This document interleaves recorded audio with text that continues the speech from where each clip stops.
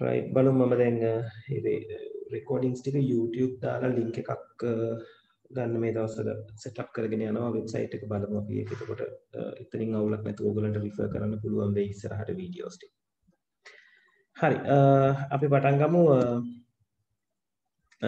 ගිය සතියේ homework එකක් මම දුන්නා number system වලට අදාළව. ඒක අපි number system කරන වෙලාවට බලමු. right හරි මුලින් අපි first lesson එකේ තියෙන දේවල් ටිකක් කතා බහ කරලා ඉවර වෙලා number system පැත්තට යමු. right හරි මම screen එක share කරගන්නවා.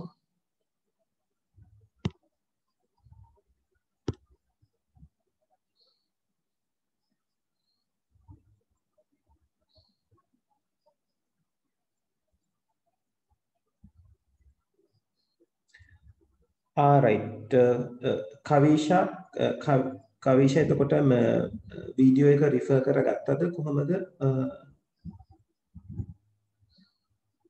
අවුලක් වුණාද පුතේ ඇක්සස් කරන්න යනකොට?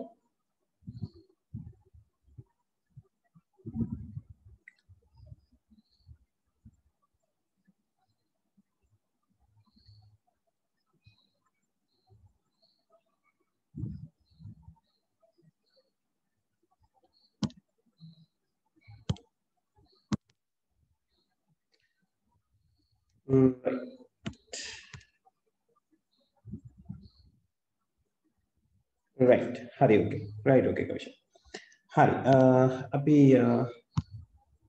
screen එක මම හිතන්නේ කට්ටියටම පේනවා අපි එදා in IoT කියන තැනට වෙනකන් කතා කරා නේද මට මතක විදිහට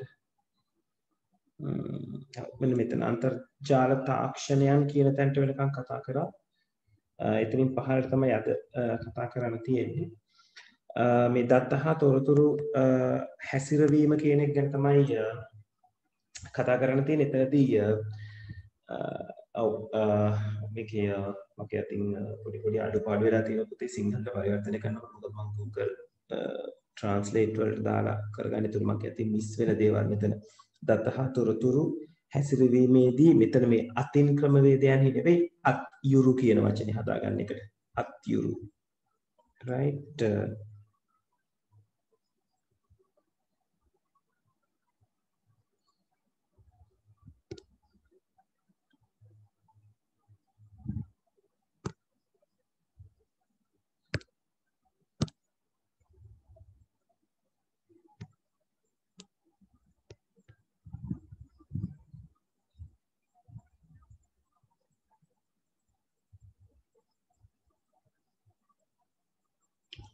right අත්යුරු කියලා ලියවෙන්න ඕනේ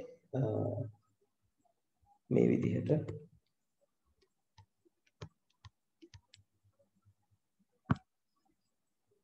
right අත්යුරු කියන වචනේ තියෙනවා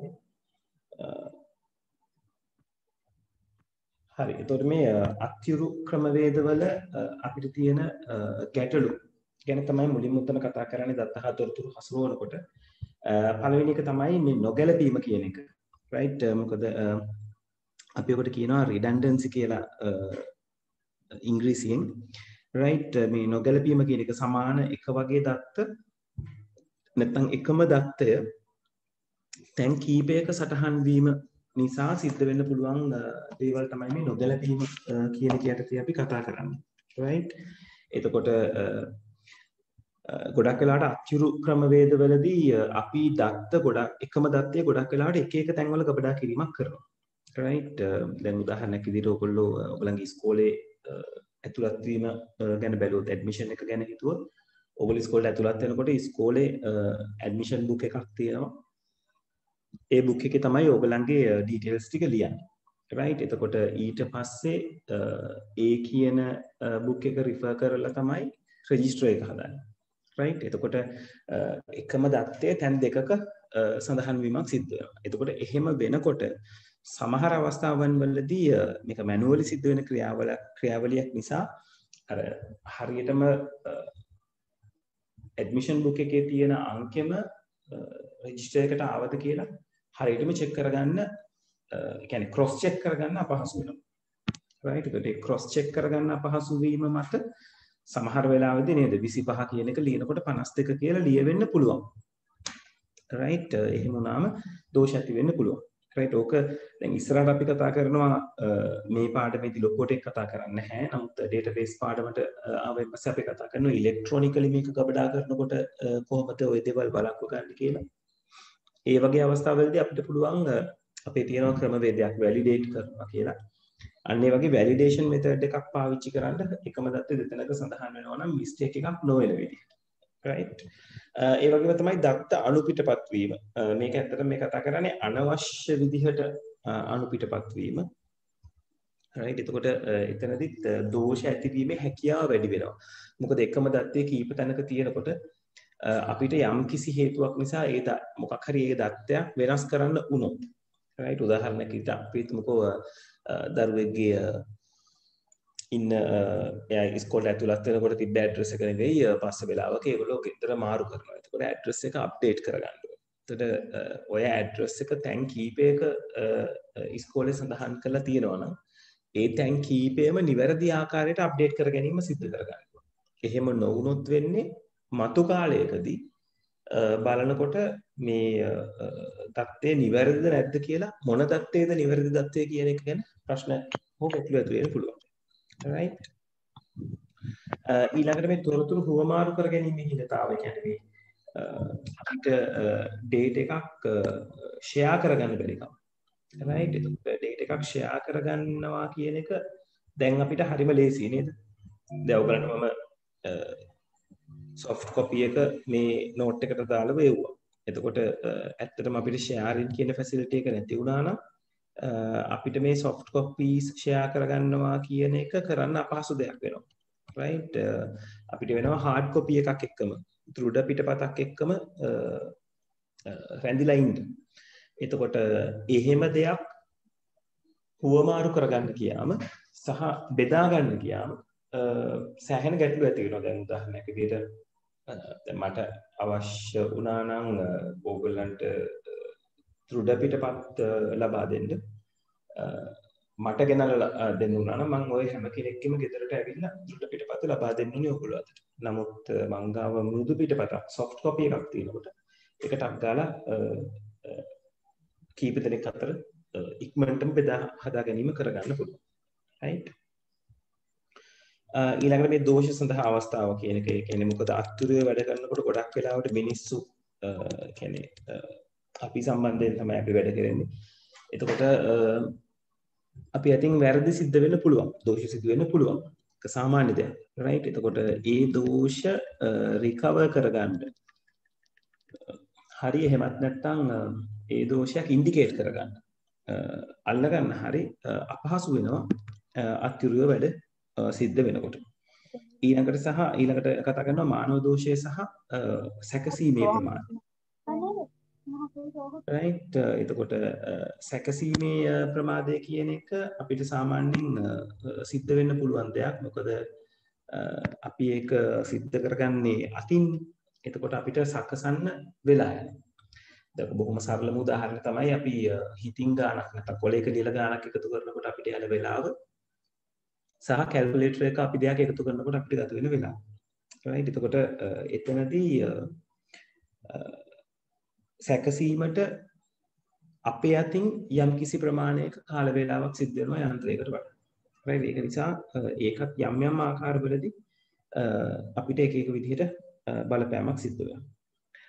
ඊළඟට මේ අඩු කරන ලද පාරිභෝගික සේවාව කියලා කියන්නේ සාමාන්‍යයෙන් දැන් මේ විශේෂයෙන් මේ කාලේ වගේ ගත්තොත් කස්ටමර් සර්විස් කියන එක පරිගණකය වගේ උපාංගයක් අපි ගාව නැත්තම් ළඟට ඇවිල්ලා ලබා දීමේ හැකියාව බොහොම අඩුයි. දැන් තියෙන තත්ත්වත් එක්ක. right ඒ වගේම තමයි ඔය දැන් ඉස්සර අපි කම්පියුටර් එකක් මොකක් හෝ දෙයක් කැඩුනම එහෙම නැත්නම් ප්‍රශ්න ඇති වුනම අපි ටෙලිෆෝන් එකෙන්ම ඒ අදාළ ආයතනය කනෙක්ට් කරගන්න ඕනේ නැත්නම් ගිහින් හම්බෙන්න ඕනේ. අපිට ඔය වගේ එච්චර පැහැදිලි නැති ක්‍රමවේද තමයි අපි ගාව තිබුණේ පාරිභෝගික සේවාවක් විදිහට අරගන්න කියනවා. ඒක ඇත්තටම මේ අවාසියක්ම නෙවෙයි හිමින් සිද්ධ වෙන දෙයක්.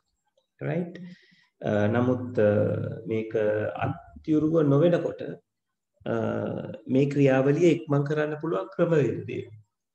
සාමාන්‍යයෙන් අරගත්තොත් දැන් ඔයගොල්ලෝ ඔයගලන්ගේ දුරකථන සේවා හා සම්බන්ධ වෙන උදාහරණයක් විදිහට ඔයගොල්ලෝ ඩයලොග් එක අරගත්තොත් ඩයලොග් වල ඒගොල්ලන්ගේ වෙබ්සයිට් එකේ දැන් virtual assistant කෙනෙක් ඉන්නවා. ඒ කියන්නේ virtual assistant කෙනෙක් කියලා කියන්නේ ප්‍රෝග්‍රෑම් එකක්ම තමයි. ඒක යම් යම් දේවල් වලට අපිට පිළිතුරු ලබා ගන්න පුළුවන් ප්‍රෝග්‍රෑම් එකක් අපිත් එක්ක සාමාන්‍ය මිනිස්සෙක් chat කරන විදිහට මේක chat කරනවා. right හැම දෙයකටම උත්තර සපයන්න බැහැ. නමුත් එතෙන්දී පාරිභෝගික සේවාව යම් ප්‍රමාණයකට වැඩිපුර ඉදිරියට ගෙනීමක් තමයි සිද්ධ කරලා තියෙන්නේ. right හරි ඊළඟට මෙතන කතා බහ කරලා තියෙනවා අත්‍යවශ්‍ය සිදු කරන ක්‍රම භාවිතා කිරීමේ නොහැකියාව කියලා. ඒ කියන්නේ අපිට ඇයි මේකේ ඇති වෙන ප්‍රධාන අභියෝග මොනවද නැත්නම් මේක නොහැකි වෙන්න තියෙන අභියෝග මොනවද කියන එක. එකක් තමයි ආරක්ෂිත ගැටලුව. ඒ කියන්නේ අපිට පොතක ලිව්වොත් අපිට පුළුවන් වෙන්නේ පොත අල්මාරියක දාලා නැත්නම් ලොකර් එකක දාලා වගේ තැනක තියන්න. right ඊට එහා අපිට දෙයක් සිද්ධ කරන්න අමාරුයි. නමුත් පරිගණක පද්ධතියක් ගත්තොත් තනිකරම අපිට පුළුවන් username password පාවිච්චි කරලා අපිට අවශ්‍ය විදිහට අපේ ක්‍රමවේදය හරියාකාරව හදාගන්න. right ඒක තත්පරයක් ඉන්න.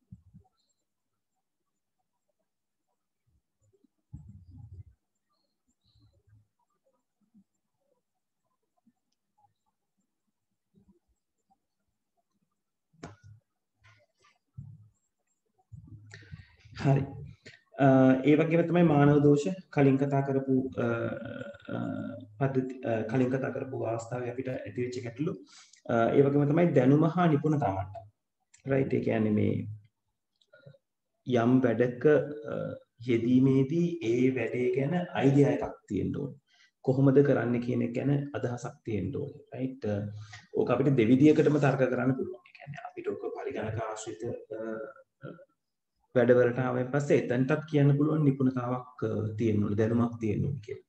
ඒ වගේම මෙතන කතා කරන්නත් පුළුවන්.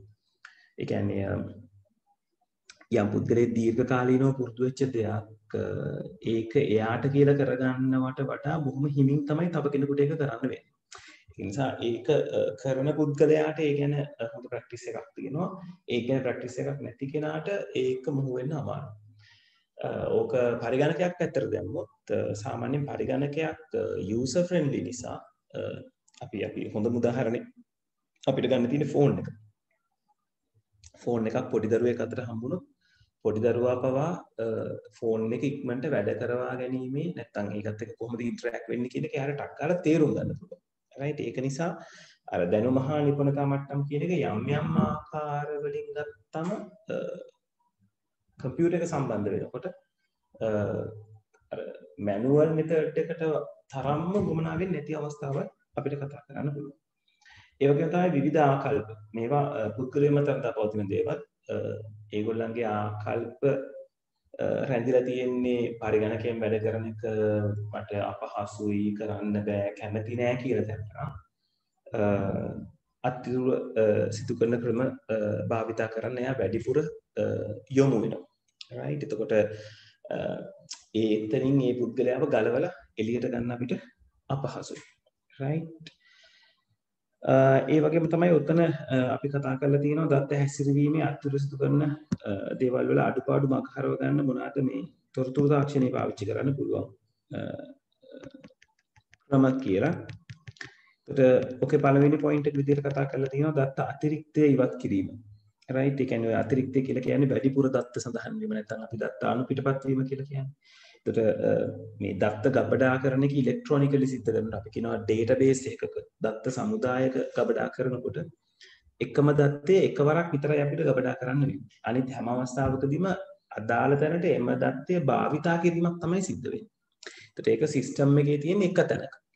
ඒක නිසා ඒක ඩුප්ලිකේට් වෙනවා කියන තැනකට බය වෙන්න අවශ්‍යතාවයක් නැහැ සහ ඒ ගැන අපිට අර දත්ත අනුපිටපත් වීම නිසා සිද්ධ වෙන දෝෂ ටික ඔතනින් මගහරවා ගැනීමේ හැකියාව වෙනවා. රයිට් ඒ වගේම තමයි නඩත්තු කිරීමේ පහසුව. අපි අත්යුරුව කරනකොට එක්ක ෆයිල්ස් ගොඩක් මේන්ටේන් කරන්න ඕනේ. නැත්නම් පොත් ගොඩක් මේන්ටේන් කරගන්න ඕනේ. ඒක ආරක්ෂා කරගන්න ඕනේ. රයිට් ඊළඟට එයාව ස්ටෝර් කරලා තියන්න වෙනම කබඩ් එකක ඒක ආරක්ෂා සහිත දෙයක් වෙන්න ඕනේ. රයිට් ඔහොම දේවල් පැත්ත ගැන හිතන්න වෙනවා.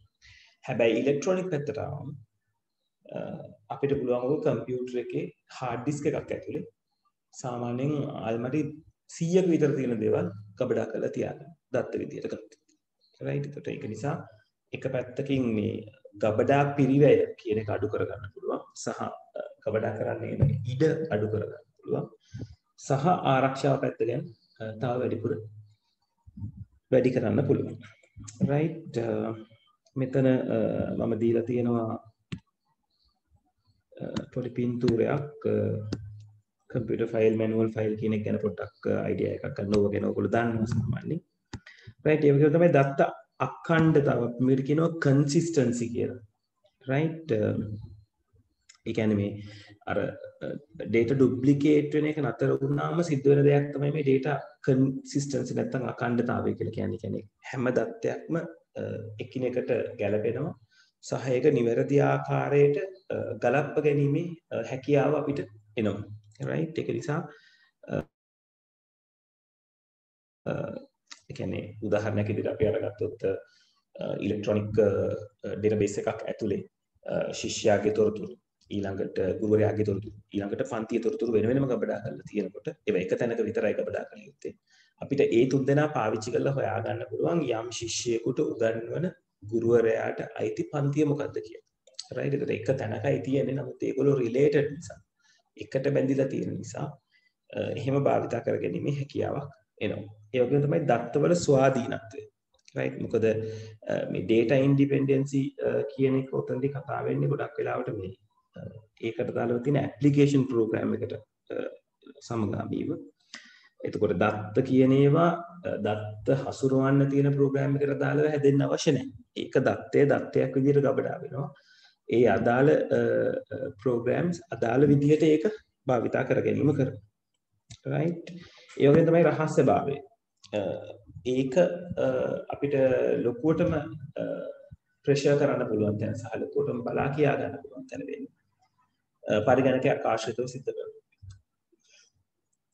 එහෙම කරලත් ගොඩක් ක්‍රම තියෙනවා රහස්‍ය තොරතුරු එහෙම අවසරයකින් තොරව ලබා ගැනීමේ ක්‍රමවේද පාවිච්චි කරනවා හැකර්ස්ලා කියලා ඉන්නේ. ඒගොල්ලෝ කරන්නේ එහෙම දේවල්. නමුත් අර සාමාන්‍ය පරිදි අපිට පුළුවන් රහස්‍යභාවය කියන එක පරිගණකයකට අදාළව තියෙන කටයුතු වලදී භාවිතා කරන්න වැඩිපුර. right අපි අත්‍යුරු ක්‍රම පාවිච්චි කරාම අපිට ඉබ්බෙක් දාලා නැත්නම් සේෆ් එකක දාලා සෙට්ටුවක දාලා තියා ගැනීම විතරයි අපිට හිතන්න පුළුවන් වෙන්නේ. right හරි ඔතන්ට වෙනකන් තියෙන දේවල් ටික තේරුණාද? මම ඔය යම් ප්‍රමාණයකින් ඕක විස්තර කරගෙන ගිය ඕක ඔගොල්ලෝ කියව ගන්නකොට තව අමතර කරුණුත් එකතු වෙන්න පුළුවන්. right මට පොඩ්ඩක් කන්ෆර්ම් කරන්න ඕකේද කියලා.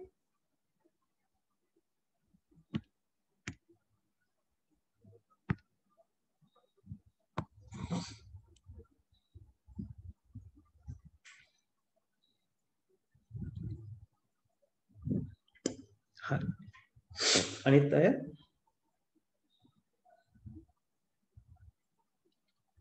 හරි ඉමාෂි දුව නේද ඊයේ මගෙන් ලින්ක් එක වැඩ කරන්නේ නැහැ කියලා කතා කරේ පුතේ. ඒක හරි ගස්ස ගත්තද මොකද උනේ?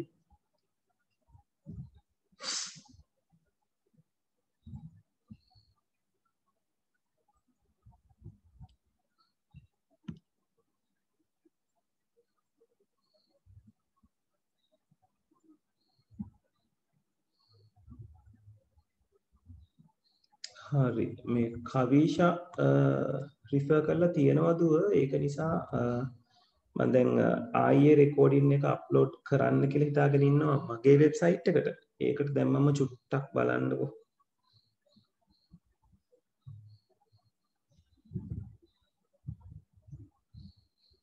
ලැබ් එකෙන් එන්නෙත් නැද්ද? එහෙමනම් ලොකු ප්‍රශ්නයක්. එතන ලින්ක් එකේ දෙයක් වෙන්න ඕන.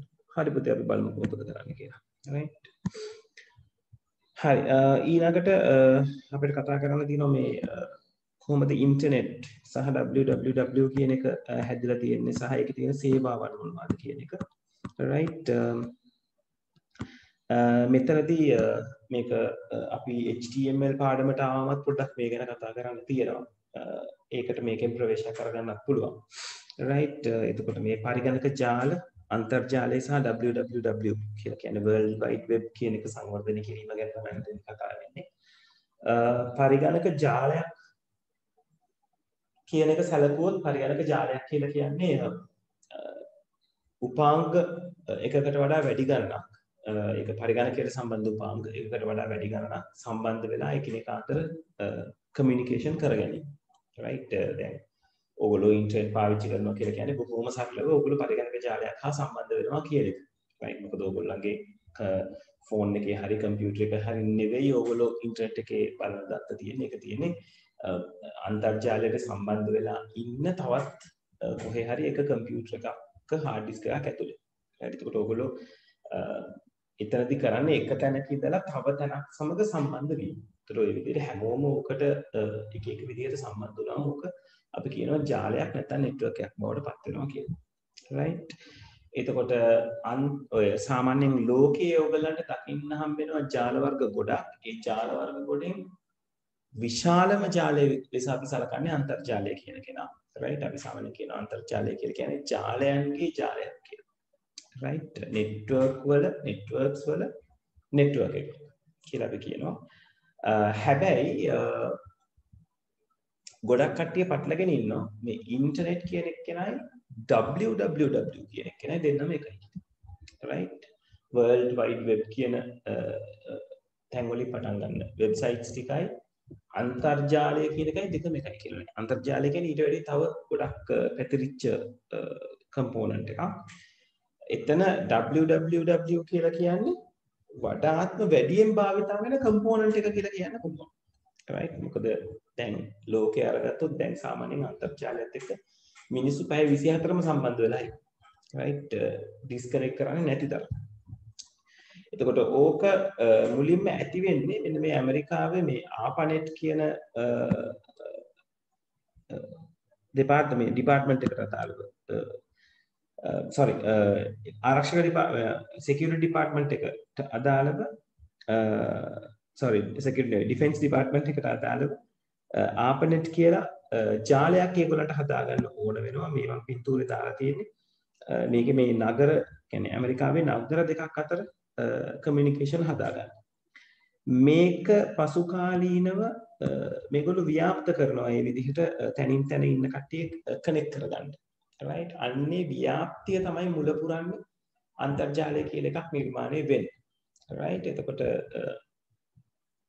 1990 විතර වගේ තමයි සාමාන්‍ය ජනතාව ඉන්ටර්නෙට් කියන එකත් එක්ක සම්බන්ධ වෙන්න ගත්තේ. එතකම් මේක විශේෂ කටයුතු සඳහා වෙන් වෙච්ච ක්‍රමවේදයක් විදිහට වෙන් වෙලා තිබුණා. මේ සාමාන්‍ය ජනතාව අතරට එන්න මේක හේතුවක් වෙන්නේ මේ මිනිසුන්ට ඉන්ටරැක්ට් කරන්න පුළුවන් ෆිසිකලි ළඟ ඉන්නේ නැතුව. right. ඒකේ සොලියුෂන් එකක් විදිහට තමයි මේක මේ මිනිස්සු අතරට පැතිරෙන්න පටන් ගන්න. right. එතකොට මේ කියන ආපනෙට් එක 1957 දී පිහිටුවා ගන්නවා සහ 1969 වෙනකොට මේක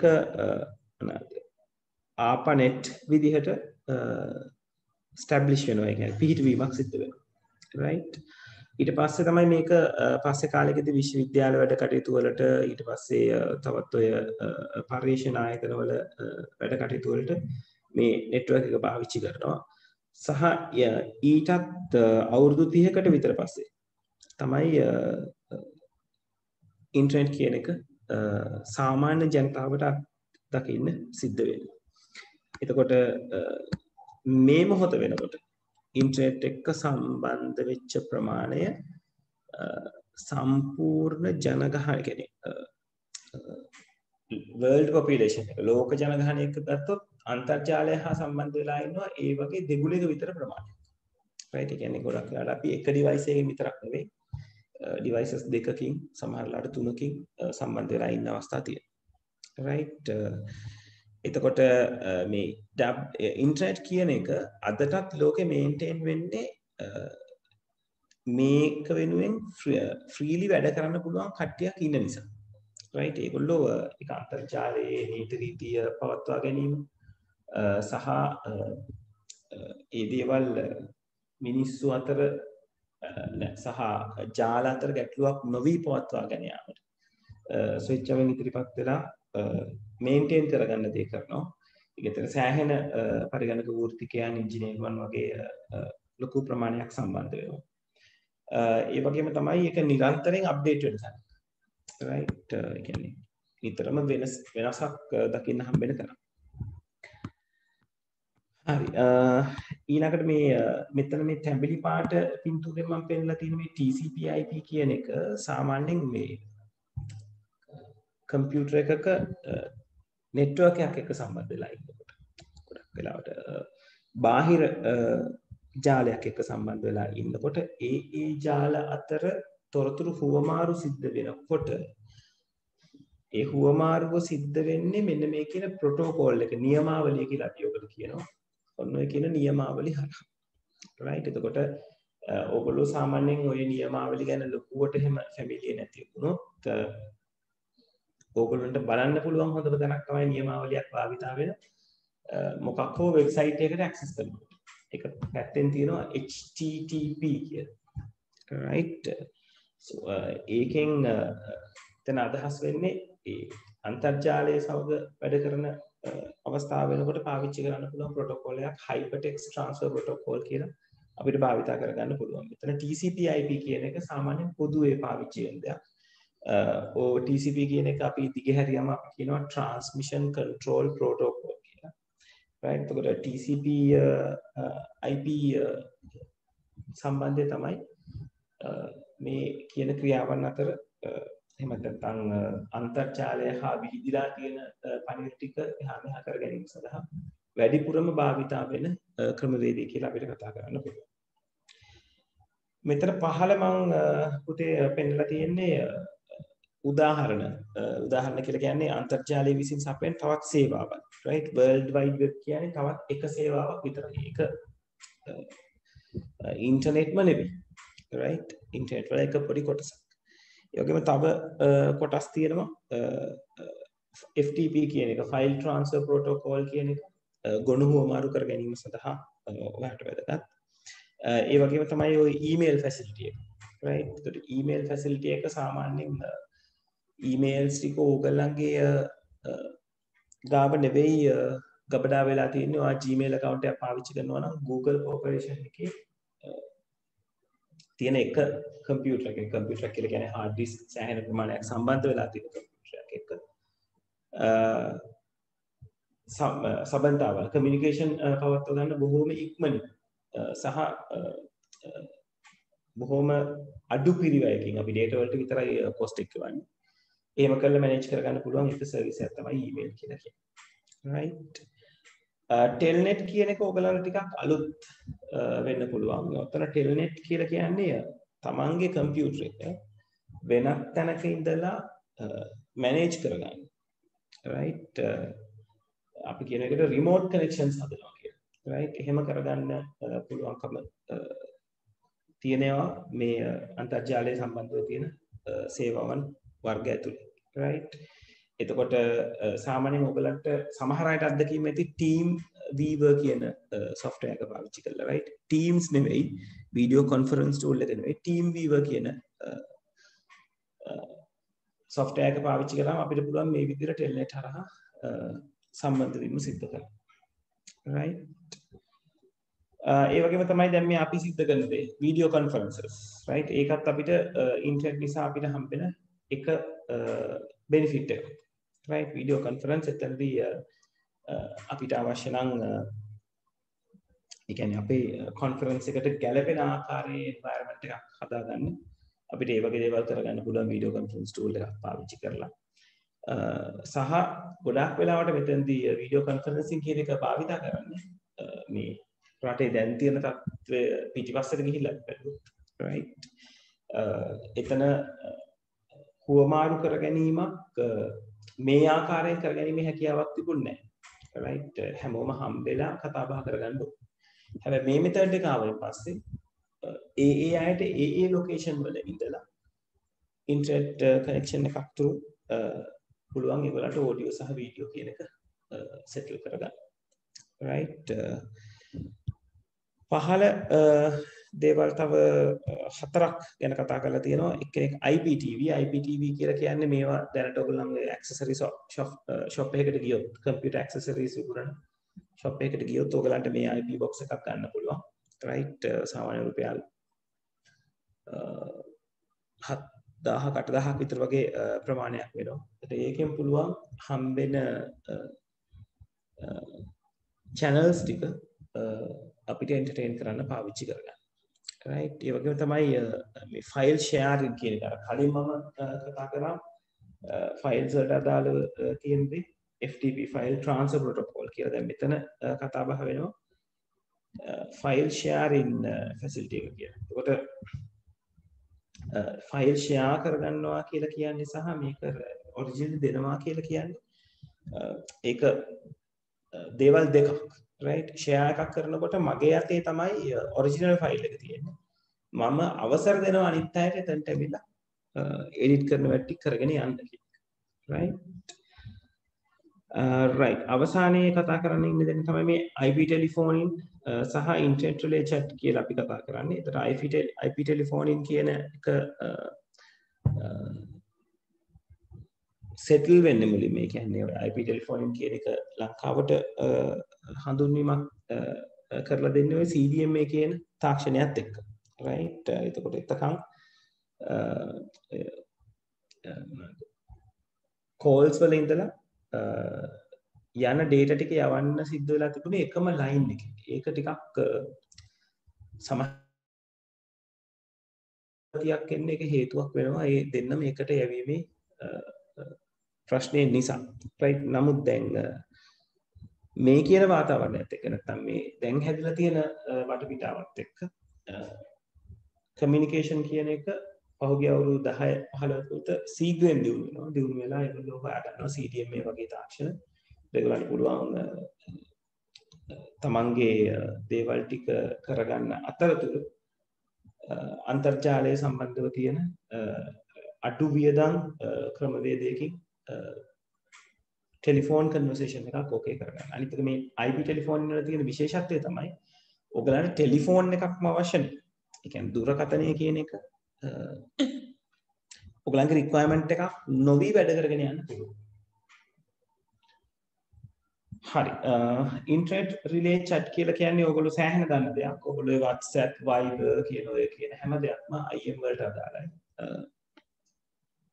ඒතරේ IRC වලට අදාළයි. IRC වලට අදාළව තියෙන දේ තමයි ඒගොල්ලෝ social media එකක් වගේමයි දැන් අතරම වැඩ කරන්නේ.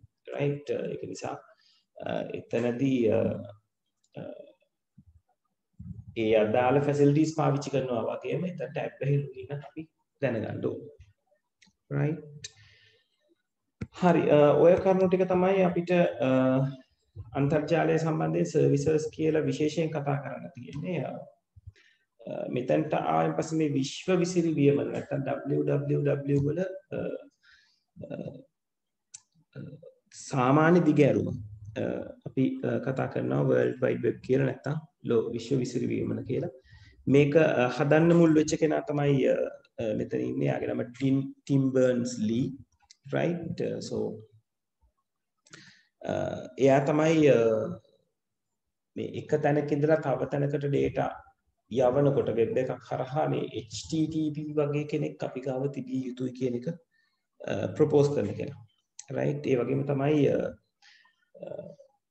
මේ www වල නිර්මාපකයා විදිහට නැත්නම් හොයාගත්ත කෙනා ෆවුන්ඩර් විදිහටත් එයාව සඳහන් වෙනවා right එතකොට HTTP කියන ලැන්ග්වේජ් එක ආවට පස්සේ අපිට කියන්න පුළුවන් HTTP කියන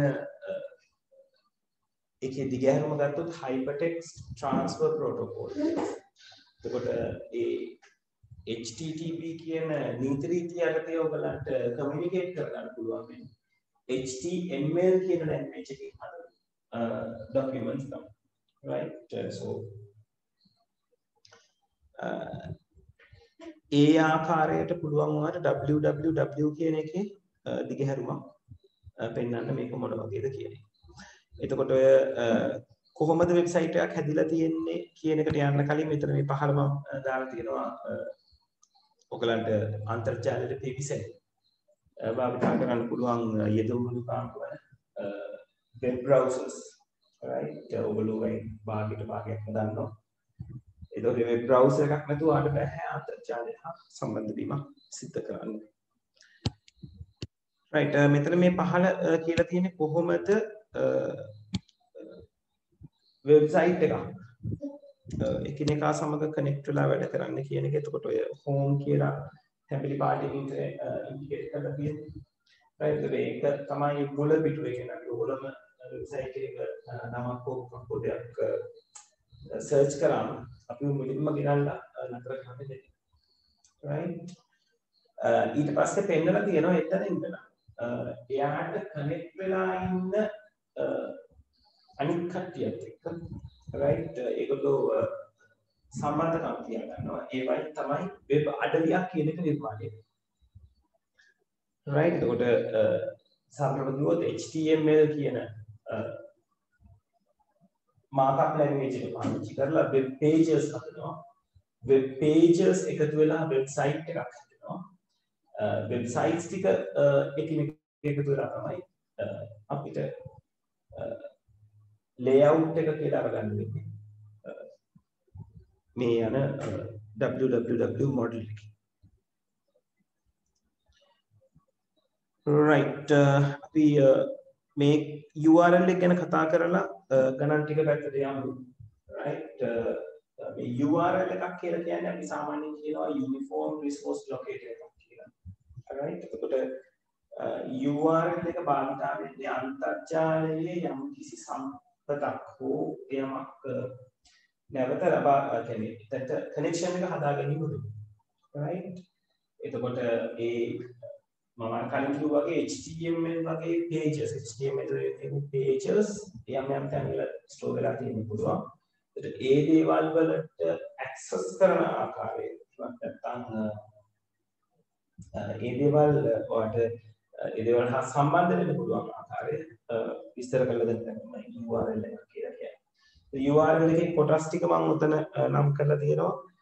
පළවෙනි එක නා ප්‍රොටෝකෝල්. එතන සිංහලෙන් පොඩ්ඩක් ලියා ගන්න පුතේ නියමාවලිය කියලා.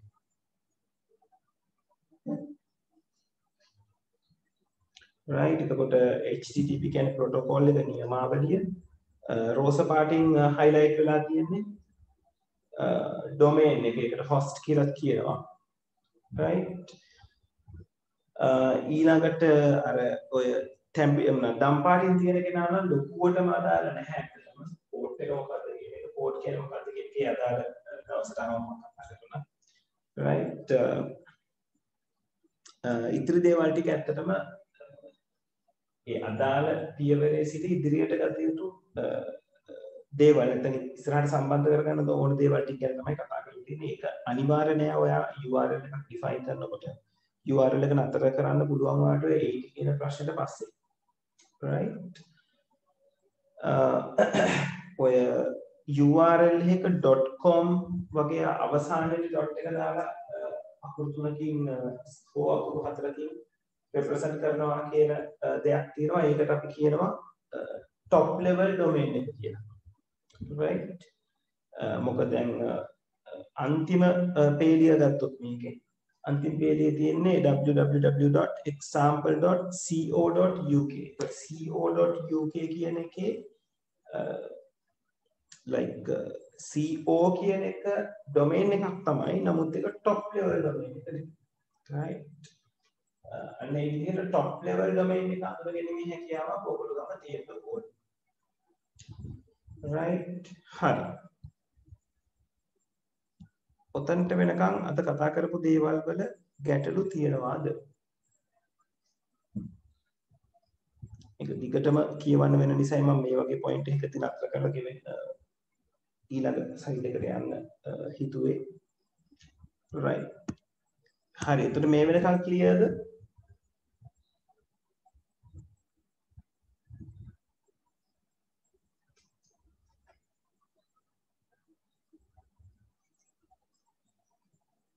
right අනිත් කට්ටිය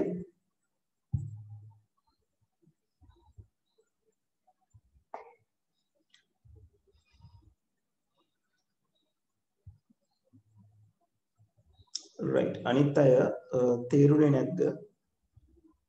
රෙස්පොන්ඩ් එක මට පොඩ්ඩක් වටිනවා. මොකද එතකොට මට ඔළුව නිදහස් කරගන්න පුළුවන් දැන් ඒක ඕකේ. right හරි හොඳයි. හරි වලාකුළු පරිගණකය ගැන අපි ඉස්සරහට සවිස්තරාත්මකව කතා කරමු.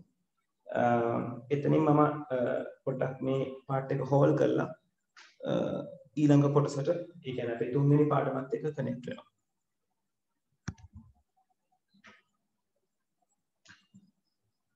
right ඔයගලන්ට දීපු homework වල බලමු කොතනද කියලා.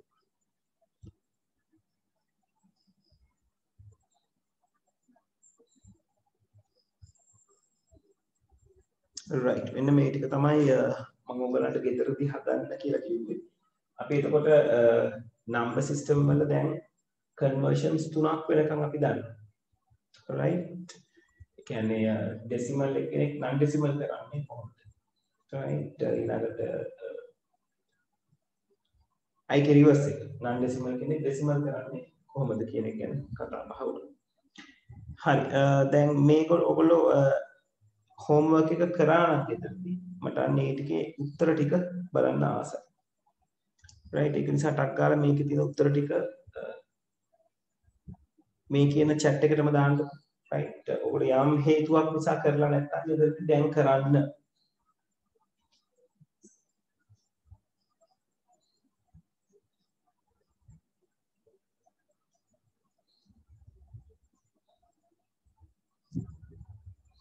right මට එක්කෙනෙක් පන්තිය පටන් ගන්නකොට මේ කියවලා තිබ්බා මම ඒ කෙනාගේ දේවල් ටික බලමු.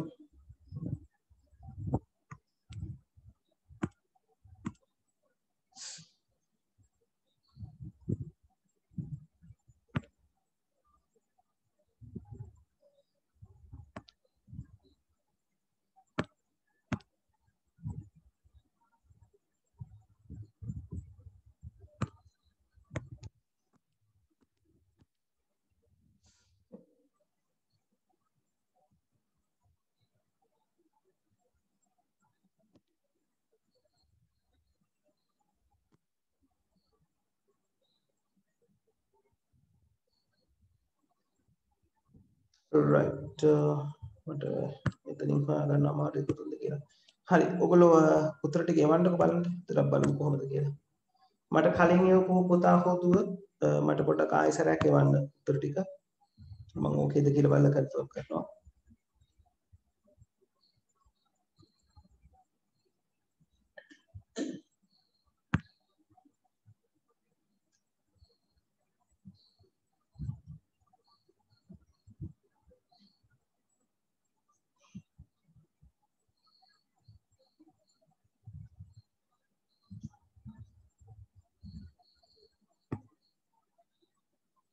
right ඔව් ඔය ටික තමයි උත්තරේ එන්නේ 23.62 30.5 28.5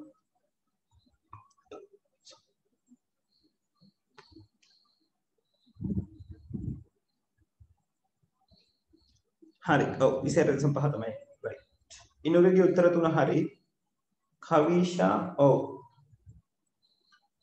කවිෂා ඔව් පළවෙනි එක දුව වටේලත් ලියලා තියෙනවා දෙකකට නේද? no problem. 1 2 3 ආයවල තියෙන උත්තර ටික ඕකේ.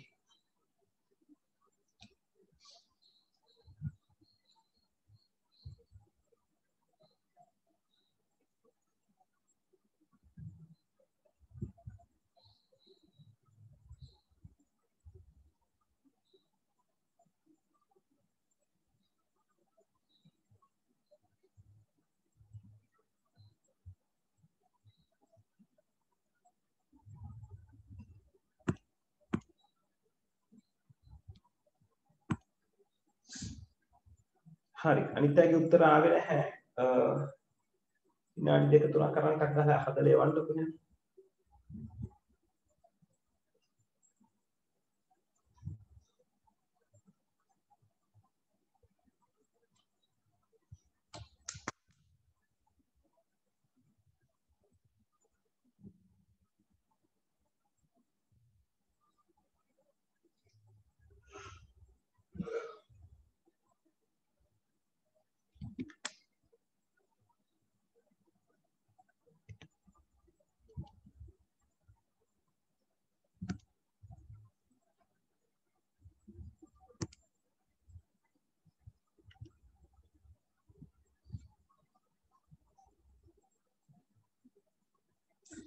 හරි අනිත් අය ඕක හදලා එවනකම් ගාන හදපු කට්ටිය මෙන්න මේ ගාන try කරන්න පුළුවන්ද කියලා.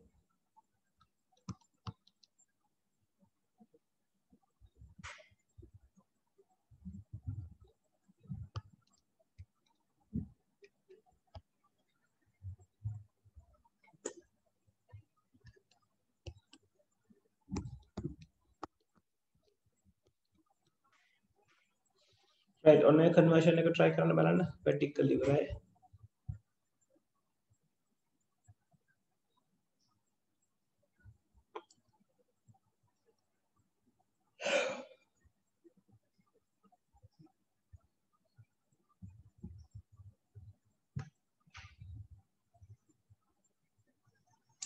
තමයි මට විනාඩියක් දෙන්න.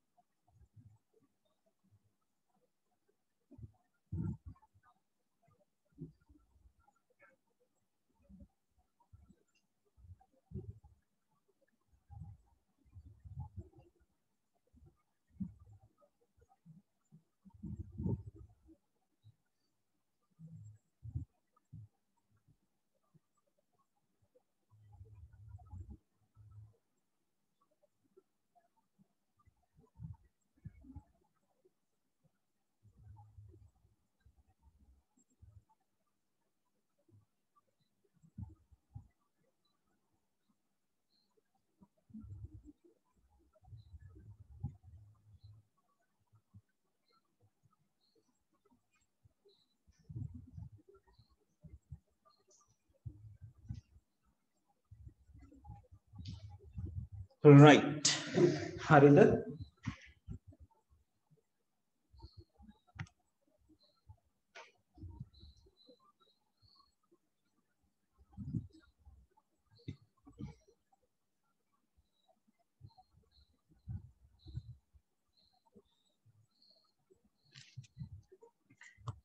ඒක ඉවරනොත් මේකත් කරන්න.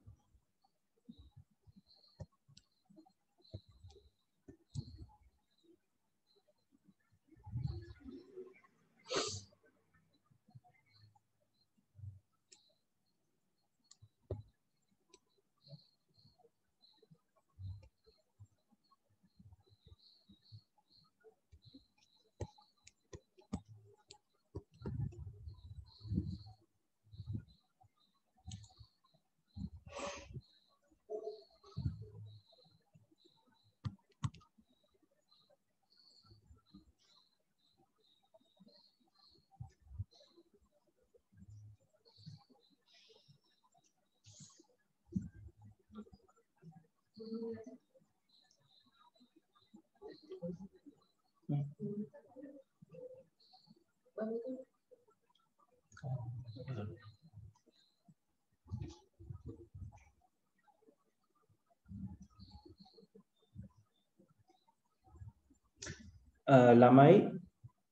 තාමත් කරගන්න අපහසු කවුරු හරි ඉන්නෝ නම් අහන්න මම ආයෙ මතක් කරන්නම්.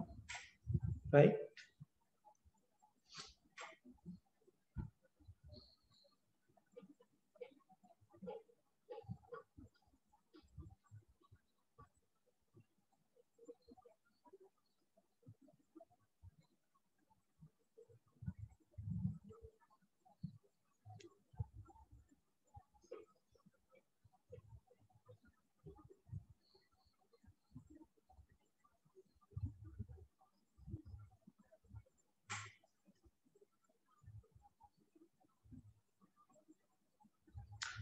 ඉනුරි ඔව් උත්තරේ හරි. පස්වෙනි එක try කරන්නකෝ.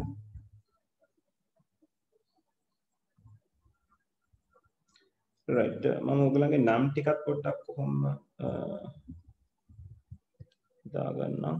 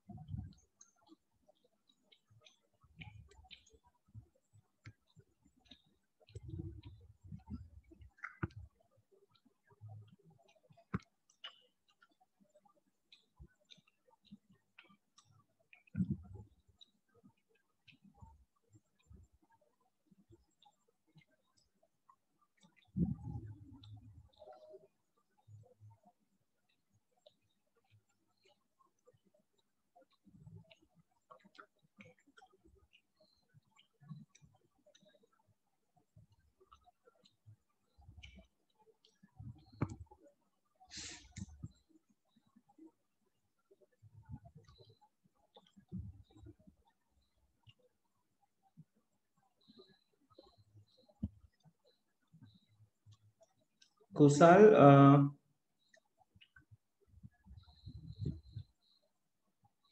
කීවෙනි එකටද පුතේ මට මේ උත්තරය එව්වේ?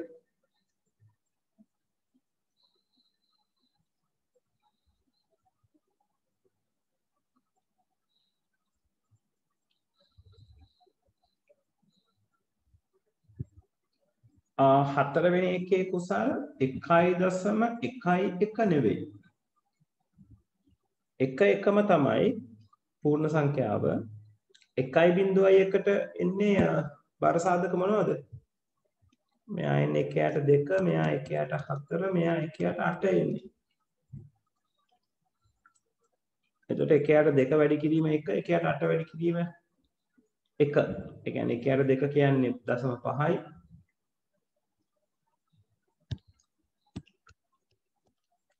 1.8 කියන්නේ 0.1, 2.5යි. එතකොට ඒ දෙන්න එකතු වෙන්න ඕන.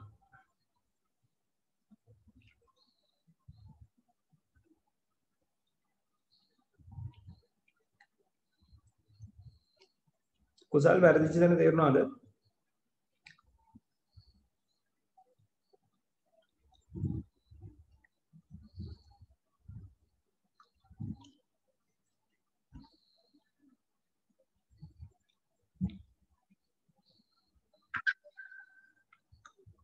හරි.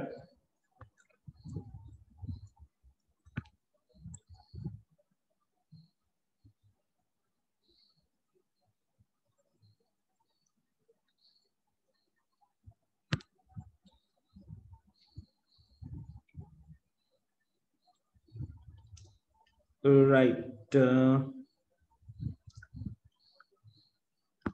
දුක නම් මතක නෑ මට කොබාන් දුව කරලා තියෙන එක හරි හරි හරි හරි පුතේ හරි.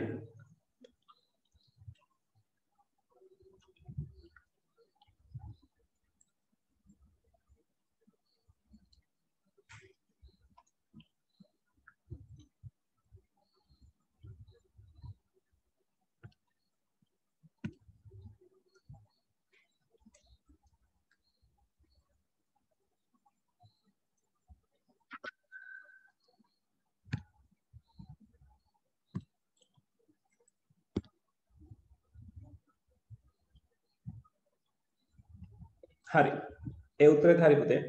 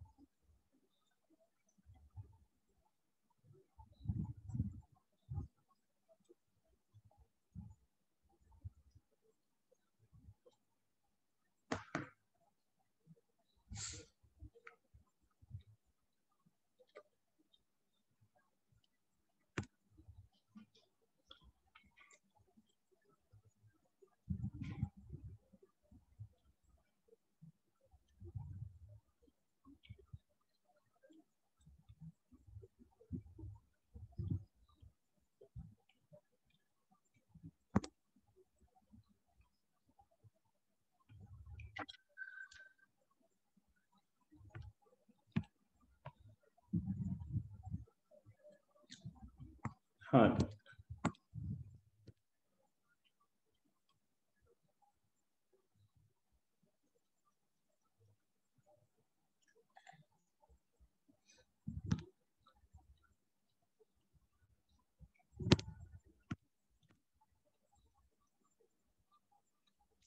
ඔව්.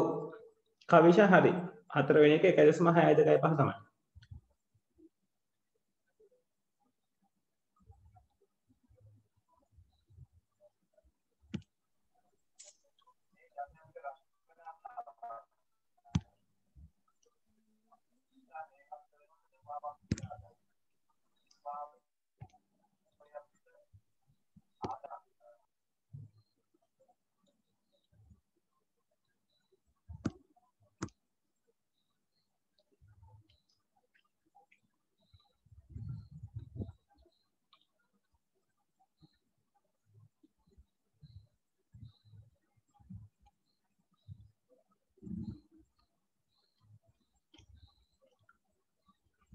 හරි පුතේ කමක් නැහැ. මම රෙකෝඩින් එක එවන්නම්. එතකොට රෙකෝඩින් එක බලමු. right අපි homework එකේ උත්තර ටික තමයි මට එවන්න කියලා කිව්වේ ඔබ නැති කට්ටියට. ඒ ඔක්කො අයට මම තව ගණන් දෙකක් දීලා තියෙනවා ඒක කරගෙන යන්න. homework එකේ ඔප්පු ගමන් අපි අනිත් කට්ටියත් එක්ක ටක් ගාලා වැඩේ පටන් ගමු. කුසල් දෙවෙනි එකට උත්තරේ කොබලන්න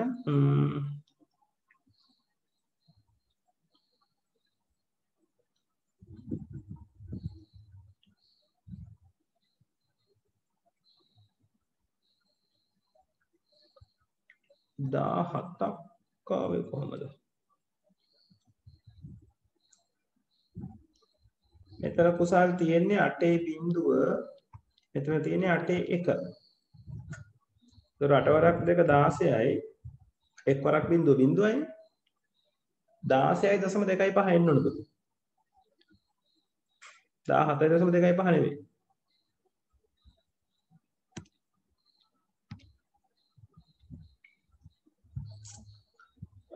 දිල්ෂාන් මොකද තත්ත්වේ?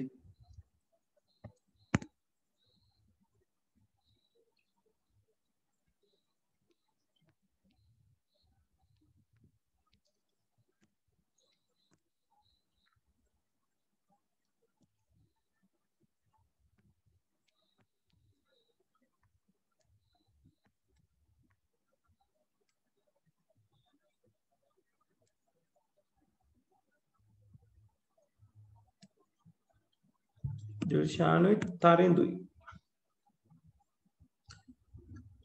ඔව් හරි කවිෂා 16.25. ඔව්.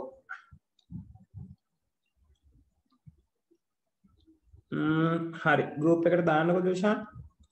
දැනට කරපු ටික එවන්නකෝ පුතේ. ඒතර මට බලා ගන්න පුළුවන් කරපු එකේ මොකක් හරි හිට මෙහෙද කියලා. තරින්දු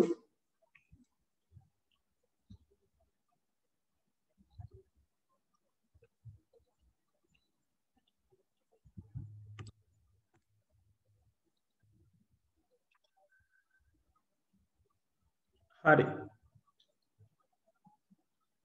right. දිල්ෂානුයි තරින්දුයි අමාශිත් මට උත්තර ටික එවන්න ඕනේ. ගෲප් එකට දාන්න ඕනේ. right. අදම ඉවරයක් කරන්න ඕනේ ඒක. right. ගිය සතියේ දීපු වැඩක් නේ.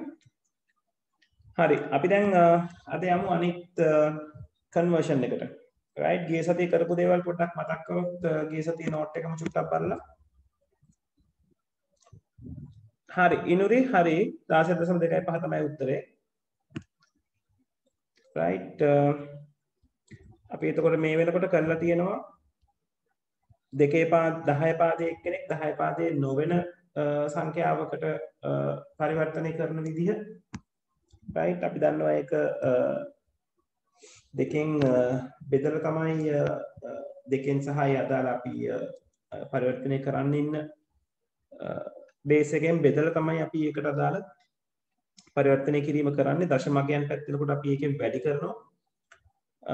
ඊට පස්සේ ගිය සතියේ අපි කතා කරා බර සාධක පාවිච්චි කරලා කොහොමද දශමයේ සංඛ්‍යාවක් දශමයේ නොවන සංඛ්‍යාවක් දශමයේ සංඛ්‍යාවක් බවට පරිවර්තනය කරන්නේ කොහොමද කියලා. කියන්නේ කලින් එකේ රිවර්ස් එක.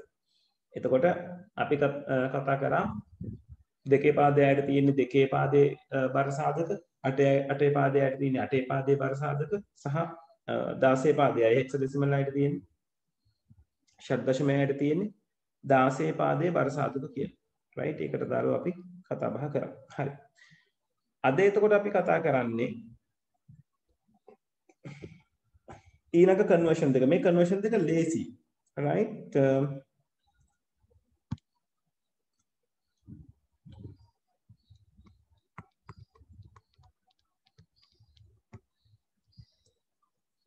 right. මේ කන්වර්ෂන් එකේ අපි කතා කරන්නේ දෙකේ පාදයේ කෙනෙක්ව කොහොමද අටේ පාදයට සහ 16 පාදයට හරවන්නේ සහ ඕකේ අනිත් පැත්ත. අටේ පාදයේ සහ 16 පාදයේ කෙනෙක්ව දෙකේ පාදයට ගෙන්නන්නේ කොහොමද? right. මේ ඉන්නේ 3 මේ ඉන්නේ 4. right. ඒතර මේකේ මෙතඩ් එක හරි ලේසි. උදාහරණයක් විදිහට මම ඔයගලන්ට අරගන්නවා 1.1.1.1 දශම 1.1.1 තව එකක් දාගන්න. right. මේ කියන ද්විමේ සංඛ්‍යාව මම කන්වර්ට් කරන්න කියනවා අෂ්ටමේ සංඛ්‍යාවක් බවට. හරි.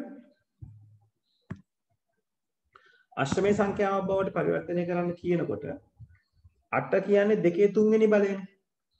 right. ඒක නිසා අපි මේ ද්විමේ සංඛ්‍යාව කොටස් 3 කෑලි වලට වෙන් කරමු. right. ඒක මම මෙතන මෙන්න මේ විදිහට දක්වනවා. කොටස් 3 කෑලි වලට වෙන් කරමු. right. ෂඩ්දශමයට පෙරලන්න කිව්වා අපි ද්විමේ සංඛ්‍යාව කොටස් 4 කෑලි වලට වෙන් කරගන්න ඕනේ.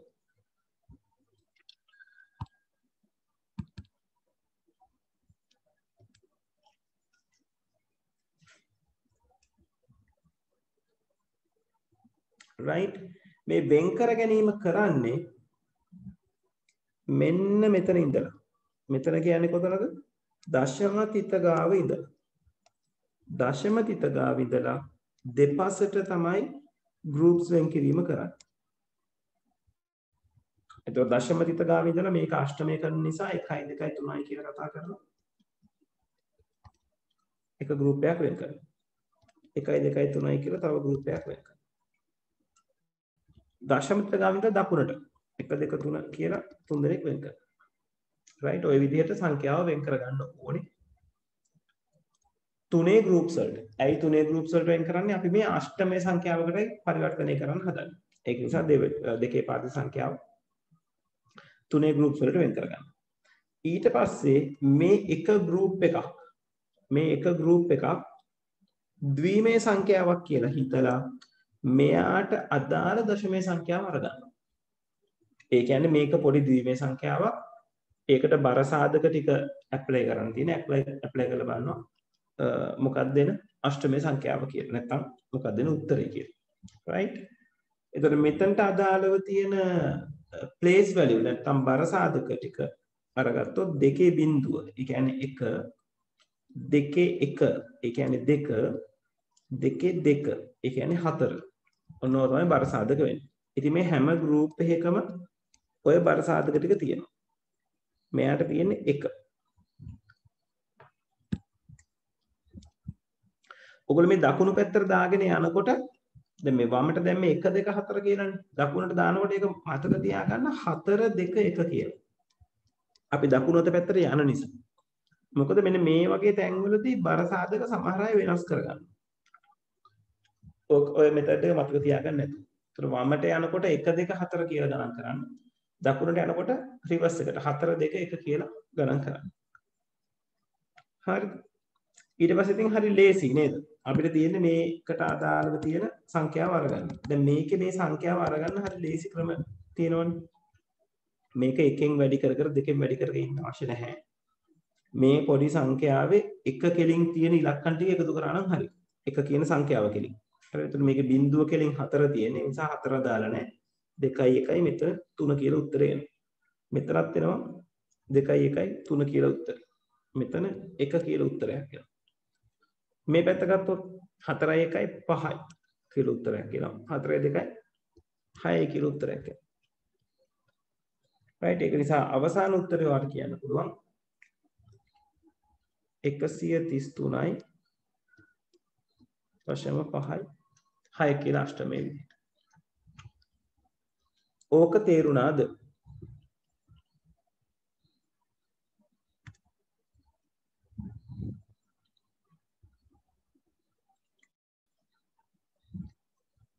right හොඳයි.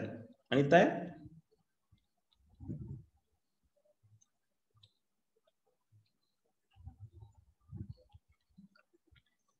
කවේෂ අන්තිම පේලිය කියලා කිව්වේ මේ මම 4 2 කියලා ලියපු එකද? හරි. මං කිව්වේ එක මතක තියාගන්න කියලා. දැන් මේ දකුණු අත පැත්තටනේ අපි groups වෙන් කරගන්නේ. දශම තිතේ ඉඳලා.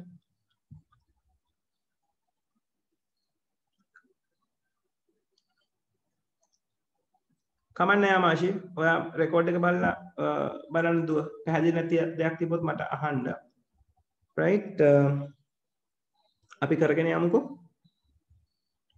කවීෂා දශම තිත ගාව ඉඳලා දකුණු අත පැත්තට දාගෙන යන ටිකනේ දුවට තේරුන්නේ නැත්තේ. එතකොට දශම තිත ගාව ඉඳලා දකුණු අත පැත්තට යනකොට රටාව 4 2 1 කියලා අරගන්න කියලායි මං කිව්වේ. right ඒකට අදාළව මේ 1යි 2යි 3යි කියලා ගණන් කරන්නේ අපි දශම තිත ගාව ඉඳලා 1 2 3 කියලා ගණන් කරලා ඉරක් ගන්නවා. එතකොට ඉතිරි අන්තිමට ඉතිරි වෙන එක්කෙනා සමහර ඉතිරි වෙන්න පුළුවන්, එකක් වෙන්න පුළුවන්, දෙකක් වෙන්න පුළුවන්, තුනක් වෙන්න පුළුවන්, මුකුත් නැති වෙන්නත් පුළුවන් ඉතිරි වෙන්නේ දකුණු අත පැත්තේ. right ඊට පස්සේ 4 2 1 කියලා ලියාගෙන යන්න. නැත්තම් පැටලෙනවා. 1 2 4 ලියන්න ගියොත් සමහර අය මේ අන්තිමට 4 2 ලියන්න නැතුව 1 2 ලියන අවස්ථා තියෙනවා. ඒකයි මම කිව්වේ මුලින් 4 ඊළඟට 2 ඊළඟට 1 ලියන්න. කෙලවරෙත් මුලින් 4 ඊළඟට 2 1 කියලා කෙනෙක් නැති නිසා 1 දාන්න විදියක් නැහැ. තේරුණාද කවීෂා?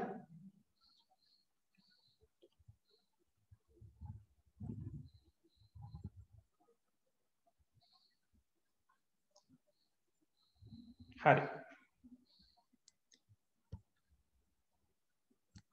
right දැන් සරලව මොකද කරන්නේ? එක කෙලින් තියෙන ස්ථාන ටික අපි එකතු කරනවා.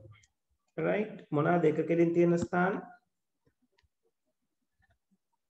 මේ වම් අත පැත්තේ කෙලවරෙන් ගත්තොත් එක කෙලින් එක තියෙනවා. ඒක නිසා එයාගේ උත්තරේ 1යි.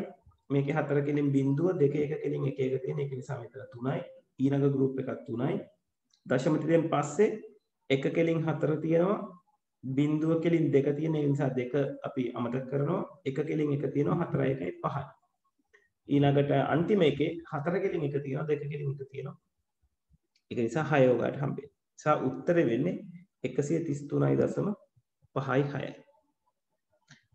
හරි. ඒතර ඔය විදිහම තමයි අෂ්ටමේ සංඛ්‍යාවක් ද්විමේ සංඛ්‍යාවක් ෂඩ් දශමයේ බවට පරිවර්තනය කරන්නේ. right අපි ඒකට මේ උදාහරණෙම ගමු. හරි. 1.1.1.1 දශම 1.1.1 දෙකේ පාඩු. එතකොට මේකේ කරන්නේ දශම තිතේ ඉඳලා දෙපැත්තට 4 4 ගෲප්ස් හදන්න ඕනේ. 1 2 3 4. මෙන්න මෙතනින් ඉරක් වගේ. මේ 1 2 3 එහෙම ඉදිරියට. මේ පැත්තත් 1 2 3 4. මේ පැත්තත් ඔය විදිහට ඉතිරි වෙයි. එතකොට මේ වගේ ප්ලේස් වැලියුස් කොහොමද එන්නේ? මේක එන්නේ 1 2 බිංදුව 2 1 2 2 ඒ කියන්නේ මෙතන 4 2 3 කියන්නේ මේක 8 right ඒක නිසා දකුණු පැත්තට ඔය රටාව 1 2 4 8 දැන් 8ට හිස් තැනක් මට මොකුත් නැහැ අගය මේ පැත්තට යනකොට ආයි රිවර්ස් එක 8 4 2 1 right එතකොට මේ පැත්තත් මෙතන තියෙන්නේ 8 මොකද එයා යන්නේ 8 4 2 1 කියන රටාවට right හරි දැන් වැඩේ ලේසි දැන් තියෙන ආයසරයක් එක කෙලින් තියෙන ඉලක්කම් ටික එකතු කරන්න එක කෙලින් 4 තියෙනවා එක කෙලින් 1 තියෙනවා right ඒක නිසා 4යි 1යි 5 කියලා ලියන්න පුළුවන් මෙතන 15න් 4ක් ඒ කියන්නේ 11ක් 11 කියලා කියන්නේ ෂඩ් දශමයේ සංඛ්‍යාවකට අදාළව මොකක්ද 11 කියලා කියන්නේ b මෙතන එනවා 8යි 2යි 10යි 1යි 11 ආයසරයක් 11 කියලා කියන්නේ b මෙතන ආවේ 8 ඒක නිසා අපිට උත්තරේ ලියන්න පුළුවන් මේකේ ෂඩ් දශමය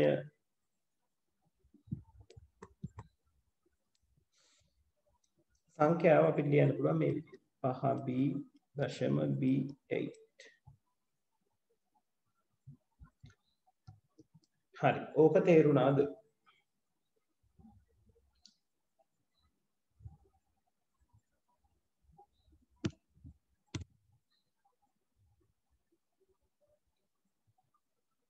right අනිත් අය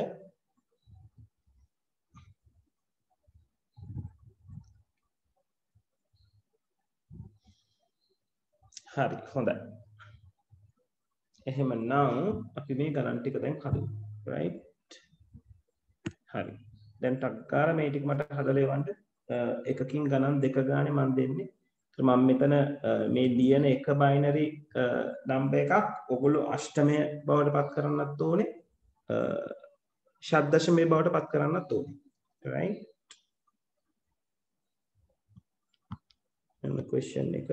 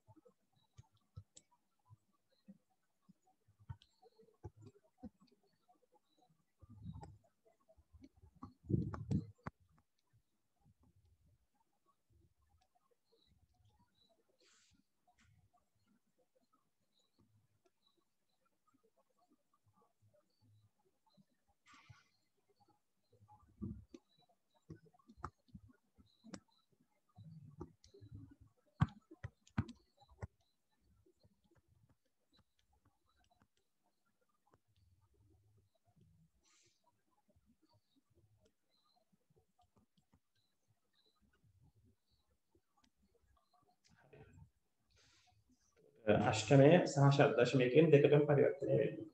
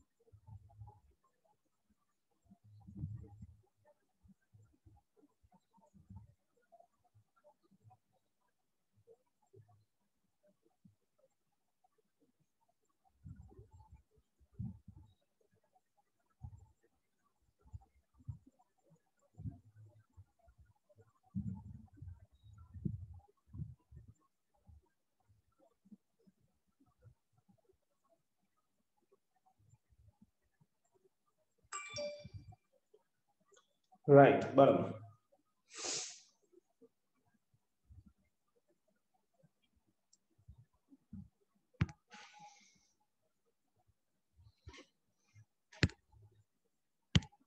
ස්ක්‍රීන් එක ෂෙයා එක ඩිසේබල් වෙලා තියෙනවා. right හරි.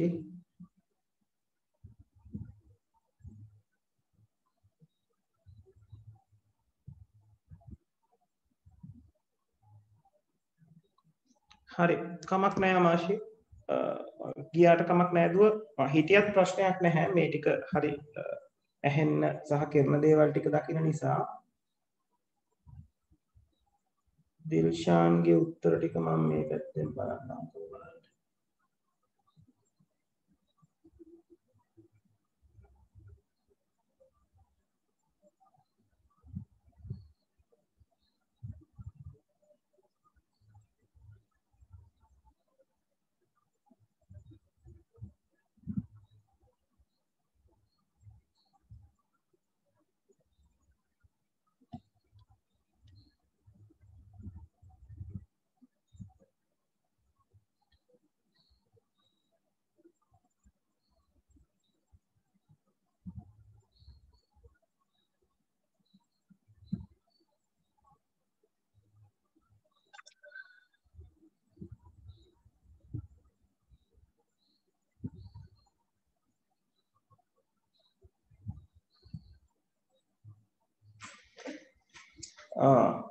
දිල්ෂාන් භාග ටික එකතු කිරීමේ අවුලක් තියෙන පුතේ.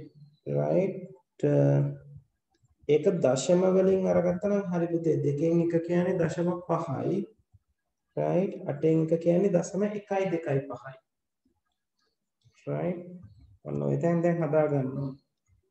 භාගය කියන්නේ 0.5යි. 4න් එක කියලා කියන්නේ 0.25යි. 8න් එක කියලා කියන්නේ 0.125යි. right එතකොට ඒකට අදාළව හදන්න පූර්ණ සංඛ්‍යා පැත්ත හරි.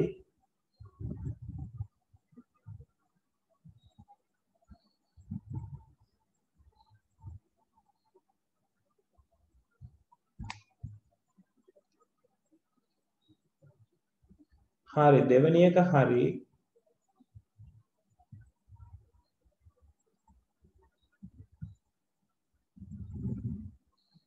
හරි තුන්වෙනි එකත් හරි.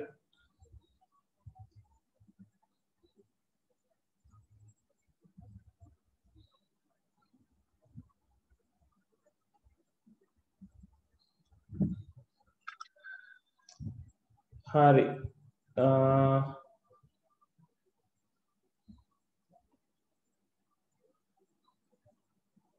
මට ඊළඟ කෙව්වේ ඉනුරි වෙන්න ඕන නේද?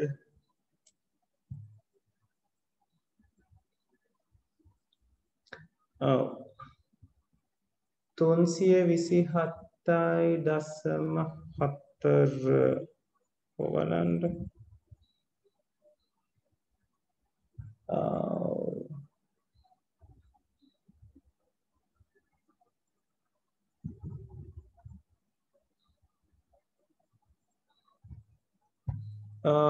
ඉනුරි පළවෙනි එකේ පුතේ ඔයා 1.1.1 කියන දශම ස්ථාන ටික මිස් කරගෙන තියෙනවා. පොඩ්ඩක් ඒක බලන්න.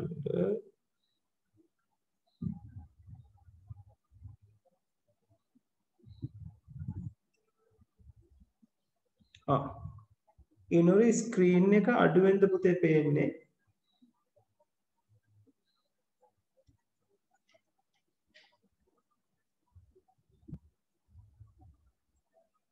සංදීප්ත උත්තරේ ආව බලමු කොහොමද කියලා. කුසල්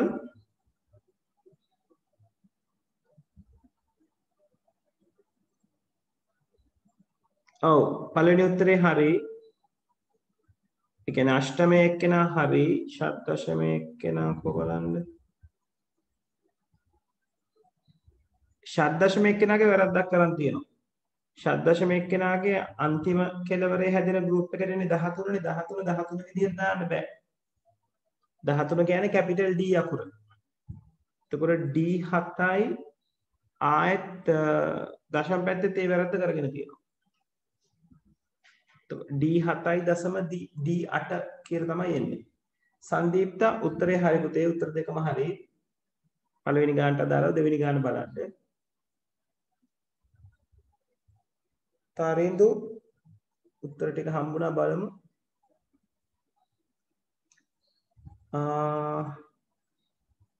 ආන්න තාරින්දු වැරද්දක් කරලා තියෙනවා. කරලා තියෙන වැරද්ද තමයි දශම තිතේ ඉඳලා දෙපැත්තට මම යන්න කියලා කිව්වේ. ඒතර දශම තිතේ ඉඳලා දෙපැත්තට නම් යන්නේ පුතාගේ වම් අත පැත්තේ ගෲප් වෙච්ච විදිය හරි දකුණු අත පැත්තේ ගෲප් වෙච්ච විදිය වැරදි.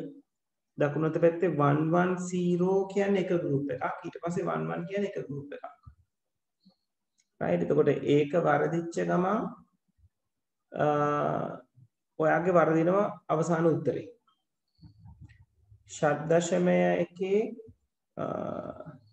ෂඩ්දශමයේ අවුලක් තියෙනවා පුතේ. ආයි පොඩ්ඩක් බලන්න.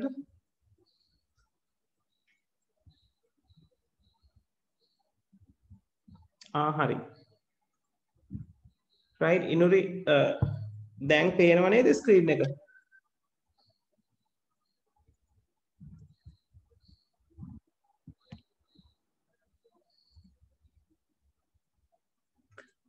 දෙවෙනි ගානේ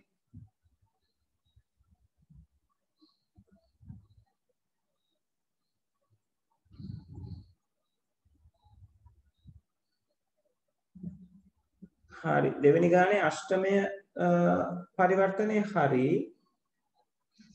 ෂඩ්දශමයේ අවුලක් තියෙනවා මට පේන විදිහට බලන්න. ඔව් ෂඩ්දශමයේ අවුලක් තියෙනවා. දැන්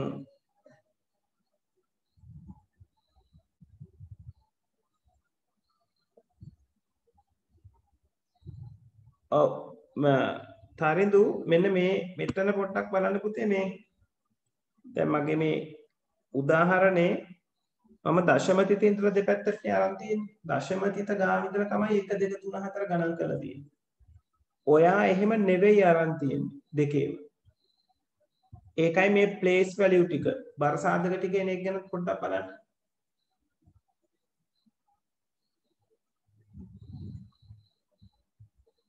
සංදීප්තා කො බලමු.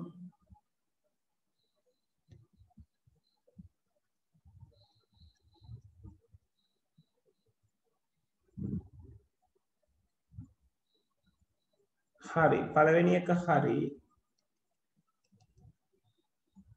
දෙවෙනි එක ඔව් හරි පුතේ දෙවෙනි උත්තරෙත් හරි හොඳයි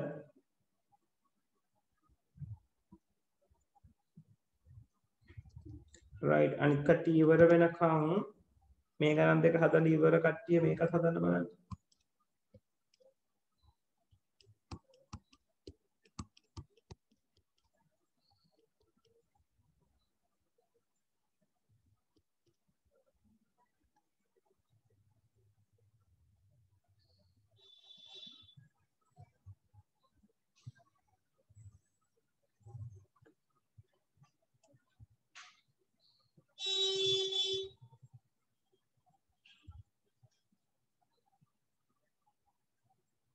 පුතාලා මට තප්පරයක් දෙන්න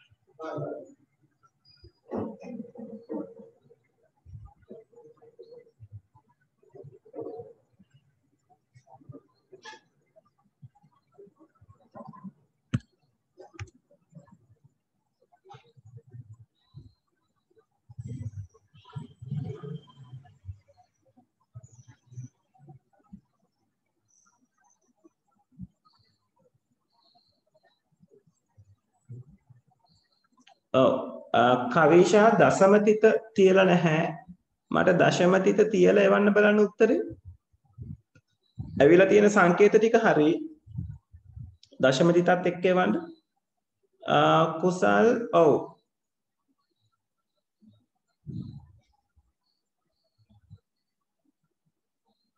හරි දෙවෙනි එක හරි කුසල් තුන්වෙනි එක කරන්න දිල්ෂාන් ඔව් දැන් හරියට හරි ආන්න එහෙම තමයි එන්න ඕන හරි තුන්වෙනි එක කරන්න පුතේ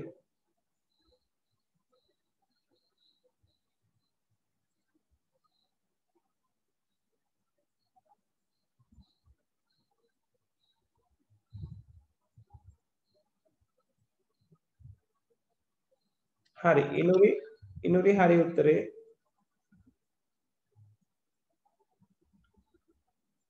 සංදීප්තා කො බලමු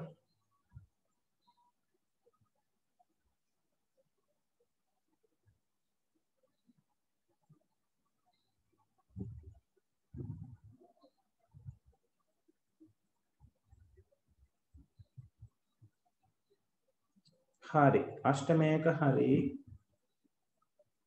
ඔව් ශබ්දශම එක්කනත් හරි පුතේ හොඳයි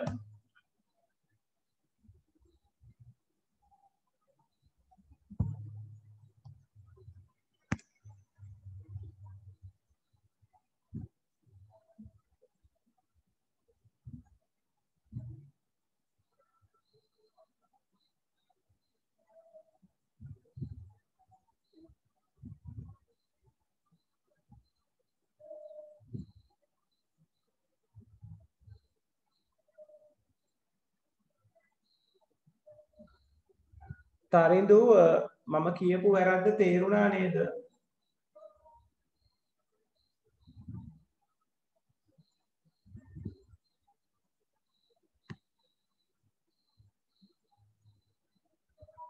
right මට ටක් කාලා හරි කස්සලේ වන්න පුතේ බලන්න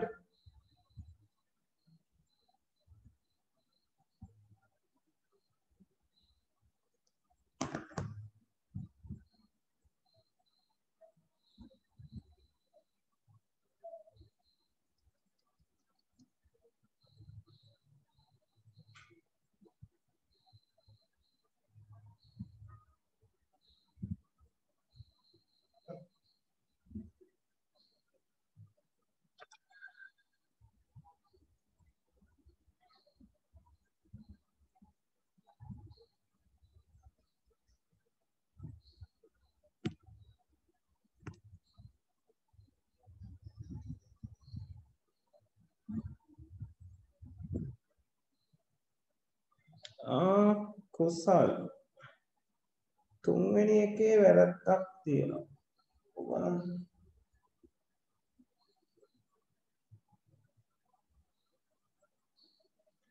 නෑ. තපරගේ. හරි. හරි පුතේ හරි.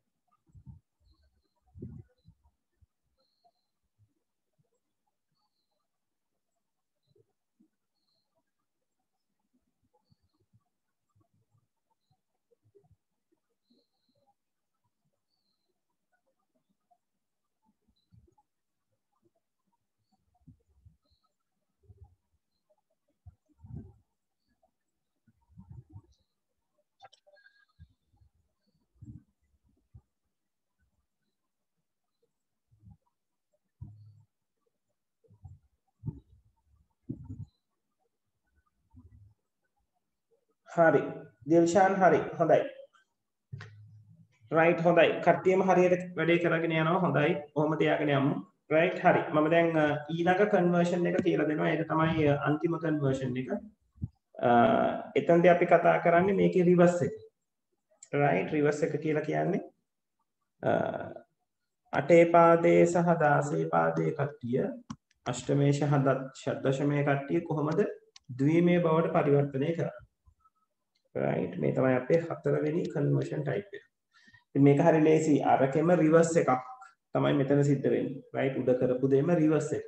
right උදාහරණයක් විදිහට අපි අරගත්තොත් 37.52 කියන අෂ්ටමේ සංඛ්‍යාව ද්විමේ සංඛ්‍යාවක් බවට පරිවර්තනය කරන්න කිව්වොත් ටිකක් දිග ද්විමේ සංඛ්‍යාවක් එනවා. ඕගලන්ට තියෙන බොහොම සරල දෙයක් මේ එක සංකේතය කොටස් 3ක් සහිත ද්විමේ සංඛ්‍යාවක් නැත්නම් බිට් 3ක් තියෙන ද්විමේ සංඛ්‍යාවක් බවට පරිවර්තනය කරන්න ඕන.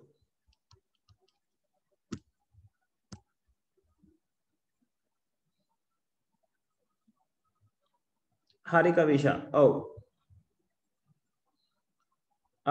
දෙක CF නෙවෙයි දුව දෙක DF වෙන්න ඕනේ. C නෙවෙයි D වෙන්න ඕනේ.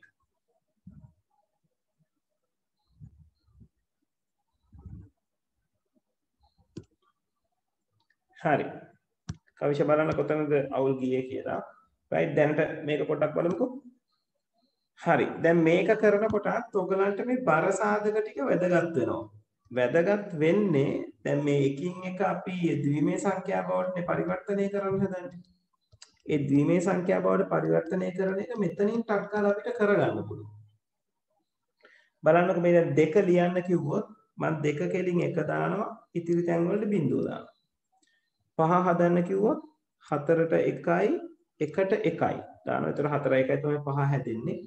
2ට බිංදුව. 7 හදන්න කිව්වොත් 4යි 2යි 6යි 1යි 7යි.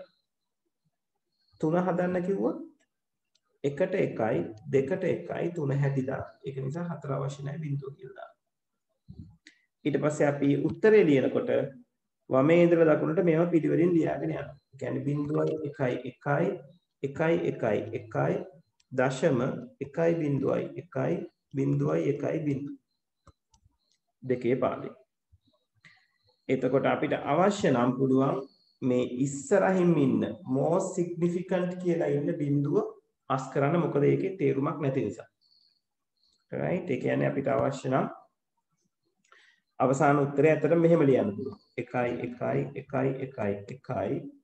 දශම 1.1 බිඳුව කියලා ලියන්න පුළුවන්. හරි. ඕක තේරුණාද?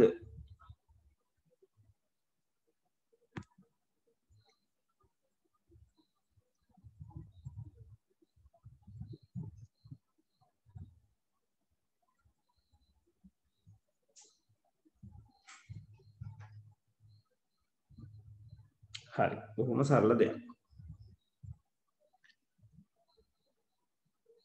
right කොහොමද අපි ෂඩ්දශම එක්කෙනෙක් આવුත් කරන්නේ ෂඩ්දශම එක්කෙනෙක් આવුත් තියෙන එකම වෙනස දෙකක් ලියනවා වෙනුවට සෝරි 3 ගොඩවල් හදනවා වෙනුවට අපි 4 ගොඩවල් තමයි හදන්නේ. උදාහරණයක් විදිහට ඔයාලට කිව්වොත් මෙහෙම 9යි d දශම b f 16 පාදේ. මෙයාව දෙකේ පාදයට හරවන්න කියලා.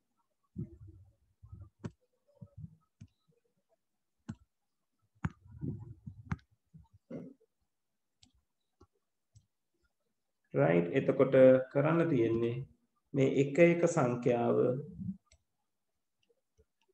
bit 4ක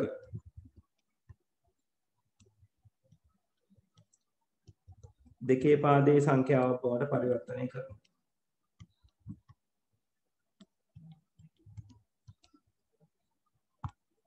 right එතකොට මේ වගේ න බර සාධක මොනවද?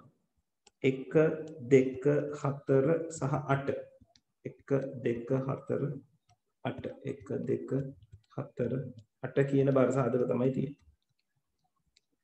මෙතනින් අපිට තියෙන්නේ මේ සංඛ්‍යාව හදන්න. 9 කියන්නේ කවුද? 8ට 1යි 1ට 1යි අනිත් ඒවාට බිංදුව. D කියන්නේ ABCD 10 11 12 13. 13 හැදෙන්නේ 8යි 4යි 12යි 1යි 13යි. මෙයාට බිංදුව. B කියන්නේ 11. 11 හැදෙන්නේ 8යි 2යි 10යි 1යි 11. මෙයාට බිංදුව. F කියන්නේ 15. 15 හැදෙන්නේ 8යි 4යි 12යි 2යි 14යි 1යි 15. එහෙනම් අවසාන උත්තරේ ලියන්න පුළුවන් 1යි බිංදුවයි බිංදුවයි 1යි 1යි 1යි බිංදුවයි 1යි දශම 1යි බිංදුවයි 1යි 1යි එකේ ඒවා 4 දෙකේ පාදේ. තේරුණාද?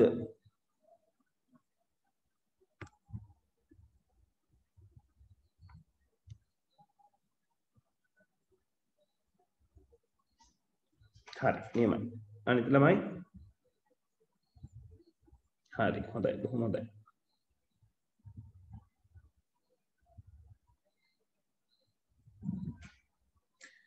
හරි එහෙනම් ටක් ගාලා මෙන්න මේ ගණන් දෙක හදමු. right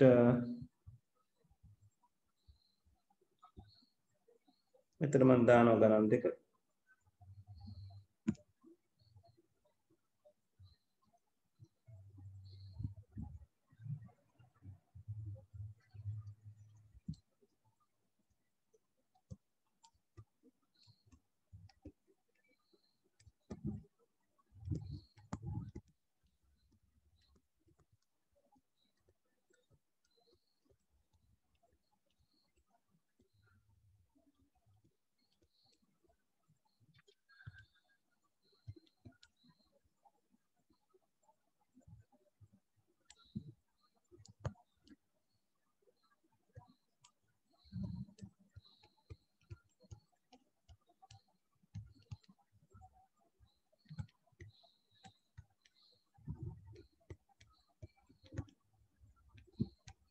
right ටක් ගාලා කරන්න බලන්න.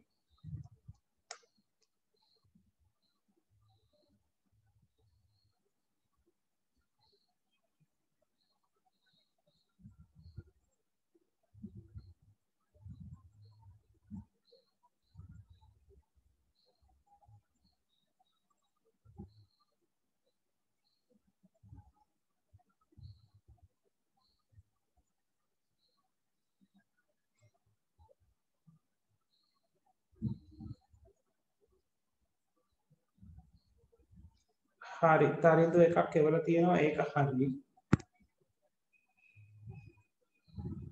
right අන්තිම ගානේ මට මතක විදිහට ඉනුරි අන්තිම ගානේ එවලා තියෙනවා දුක බලමු ඒක කොහොමද කියලා. හරි ඔව් ඒක හරි.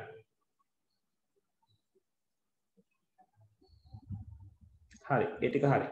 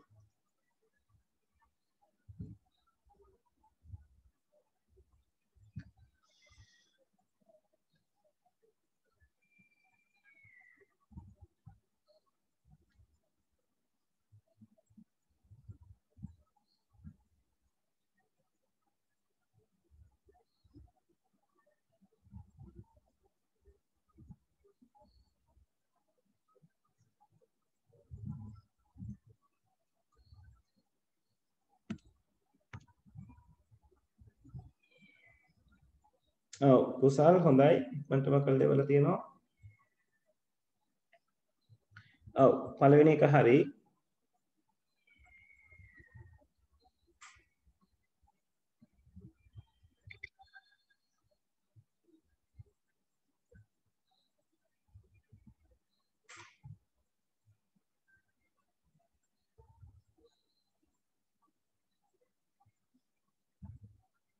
right දිල්ෂාන් හරි උත්තරේ.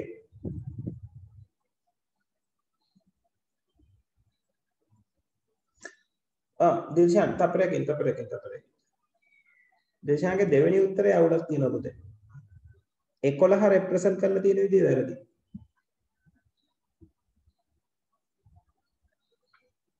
බලන්න නැත්තම් හරි. 11 රෙප්‍රසන්ට් කරලා තියෙන විදිය වැරදි.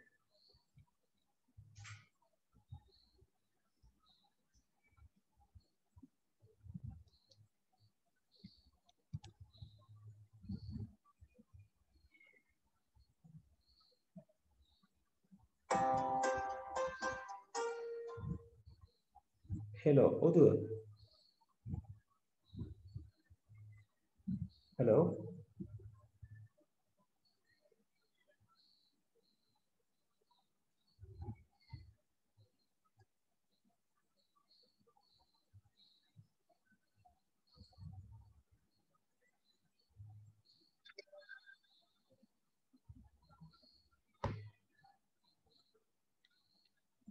right කවිෂා ආයිසරයක් දශමතිත මිස් වෙලා තියෙනවා. දශමතිත හරියට තියාගන්න නැත්නම් කන්වර්ෂන්ස් ටික හරි.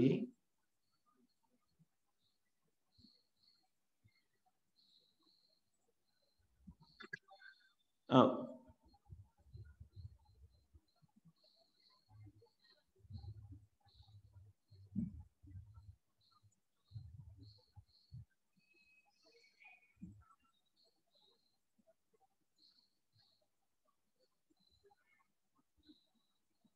සංදීප්ට බලමු කොහොමද කියලා.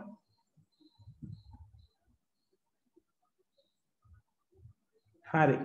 ඔව් උත්තර දෙක හරි පුතේ. හොඳයි.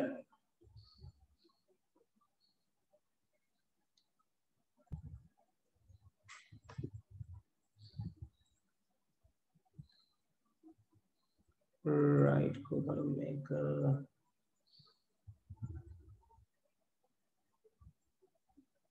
හරි.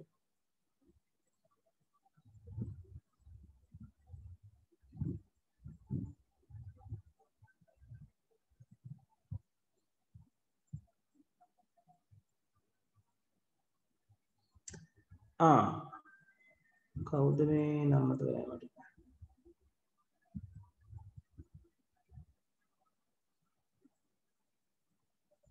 තාරින්දු පුතේ ඔයාගේ මේ ඔයා C කියන එක 13 කියලා අරගෙන ඒක 1යි 3යි කියලා වෙන් කරලා අරගෙන තියෙනවා. C කියන එක 12 කියලා අරගෙන 1යි 2යි වෙන් කරලා ලියලා තියෙනවා පුතේ. එහෙම ලියන්නේ නැහැ. C එක 12නේ. ඒතකොට 12 representation එක ලියන්නේ. අර AB වල ලිව්වා වගේමයි C එක ලියන්නේ. right?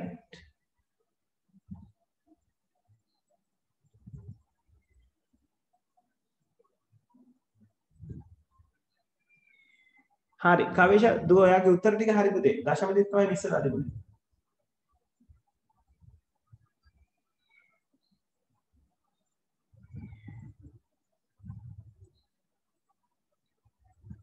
දිල්ෂාන් මට පොඩ්ඩක් වැරද්ද නිවැරදි කරලා එවන්න.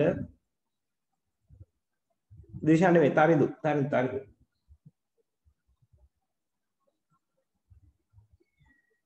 ඉනුරි හරි පුතේ. ඔව්. ඒක හරි.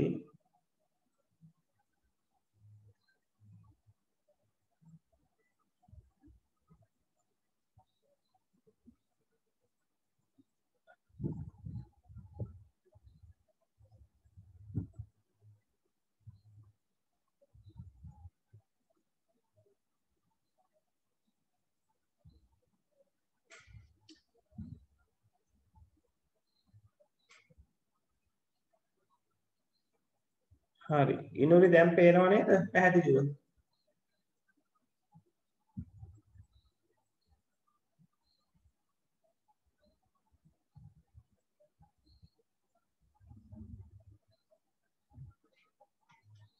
right ඔව් හරි ඉනුරි ඔව් දෙවෙනි එකට උත්තරේ හරි පුතේ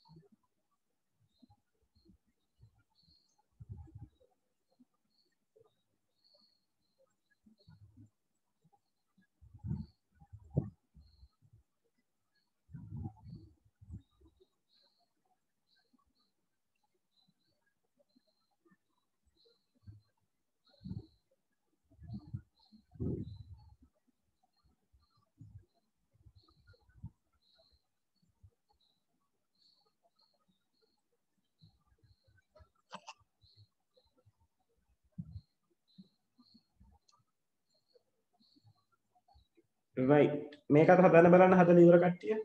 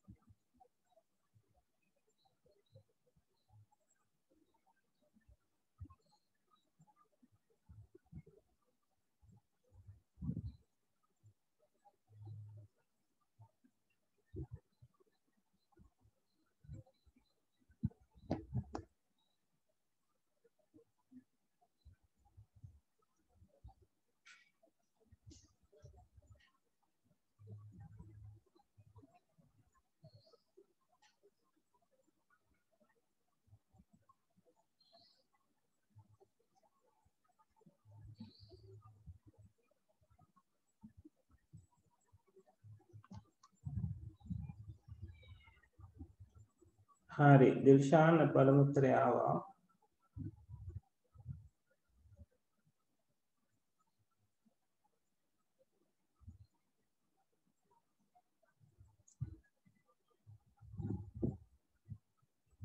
හරි තරිඳු දැන් ඔයාගේ උත්තරේ හරි ඒක එක හරි දිල්ෂාන්ගේ එක බලමු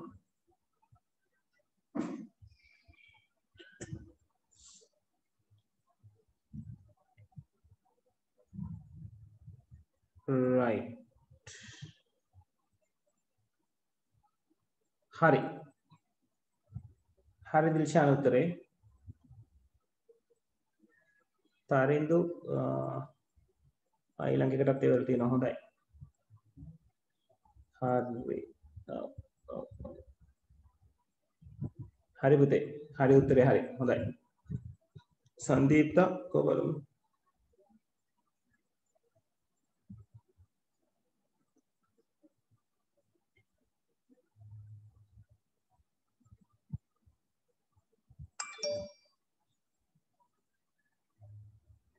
කමක් නැහැ ඉනුරි ඒ ෆොටෝ එක ගහනකොට දුව සමහරලාර කෝල් එකක ඉන්න නිසා තමයි කට් වෙනවා එක වෙනවා ඇත්ත දැන් මේක ඔයගොල්ලන්ගේ කෝල් එකක් විදිහට ඉන්ඩිකේට් වෙන්නේ ඒකයි අවුල ඇති දුවේ තුන්වෙනි එකට උත්තරේ ඉනුරි ඔව් ඉනුරිගේ උත්තරේ හරි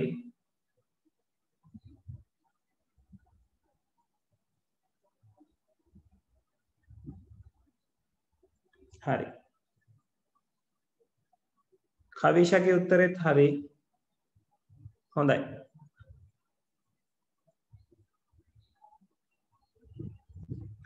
right හොඳයි හැමෝම වගේ මට උත්තර ටික එවුවා නේද ඔව්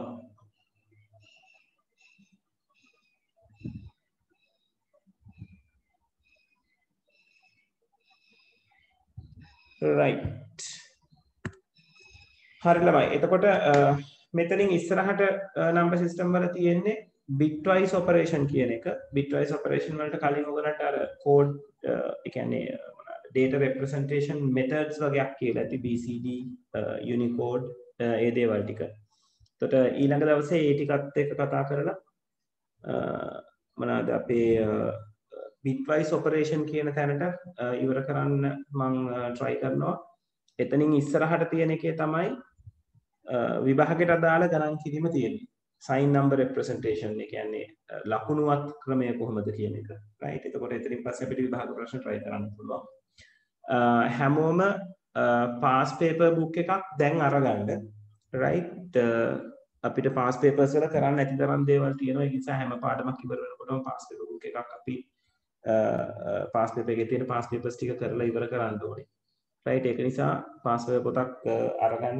දැනට අරගන්න අපහසුකමක් තියෙනවා නම් ප්‍රශ්නයක් නැහැ මට ඒ ප්‍රශ්න ටික ඔයගලන්ට එවන්න පුළුවන් නමුත් පාස් පේපර් පොතක් අරගන්න පරණ පාවිච්චි කරපු එක්කෙනෙක්ගේ පොතක් හරි කමක් නැහැ ඉඳගත්තට මේ මොමන්ට් එකේ right ඒ වගේම පොඩි මතක් කිරීමක් පුළුවන්කමක් තියෙනවා නම් මම bank details group එකට දාන්නම් ඔයගොල්ලෝ සති 3කට අදාළ වෙන payment එක විතර කරන්න මොකද අපිට එක සතියක් මිස් වුණා right එතකොට ඔයගලගේ fee එක වෙන්නේ 2200ක් මට බැංක් කරා නම් හරි ඒක මේ මොමන්ට් එකේ අමාරුවයි ඉන්නවනම් කමක් නැහැ වෙලාවක් අරගෙන දාන්න පුළුවන් කමක් තියෙනවා නම් ඩිපොසිට් කරන්න right ඒක ලොකු ප්‍රශ්නයක් කරගන්න එපා හරිද ඒ වගේම ටියුට්ස් ගත්ත නැති කට්ටිය ඉන්නවා ඒගොල්ලෝ ටියුට්ස් පුළුවන් නම් අරගෙන යන දෙන්නෙක් ඉන්නවා දරුවෝ මගෙන් අරගත්තේ නැති ඒක නිසා පුළුවන් ඉක්මනට ඒ ටික අරගන්න කමක් නැහැ ඉනුවේ ප්‍රශ්නයක් නැහැ අපි හිමින් සැරේ සෙටල් කරගමු දුව කොහොමද කියලා ඉනුරි ගාව මේ නෝට් එක මම කලින් දීපු නෝට් දෙක තියෙනව නේද දුව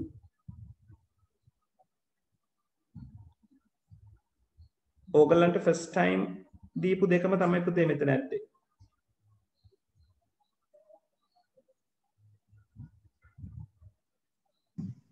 සර් ටියුට් දෙක තියෙනවා පේපර්ස් බුක් එක තමයි නැත්තේ. right okay right okay. හරි. ඒක ගැන හිතන්න. ඒක පුළුවන් අය විතරක් සෙටල් කරගන්න. මම ඒ කල්ැතුව කිව්වේ ඒතර කට්ටිය කල්ැතුව දැස්ති වෙන නිසා. ටියුට්ස් ගත්තේ නැති අය පුළුවන් නම් ඇවිල්ලා අරගෙන යන්න තව දෙන්නෙක්ගේ ටියුට්ස් මෙතන තියෙනවා. ඒක මැනේජ් කරගන්න බලන්න. හරි. එතකොට අපි ලබන සතියේත් මේ වෙලාවටම එකතු වෙනවා. ලෑස්ති පිටි ඉන්න.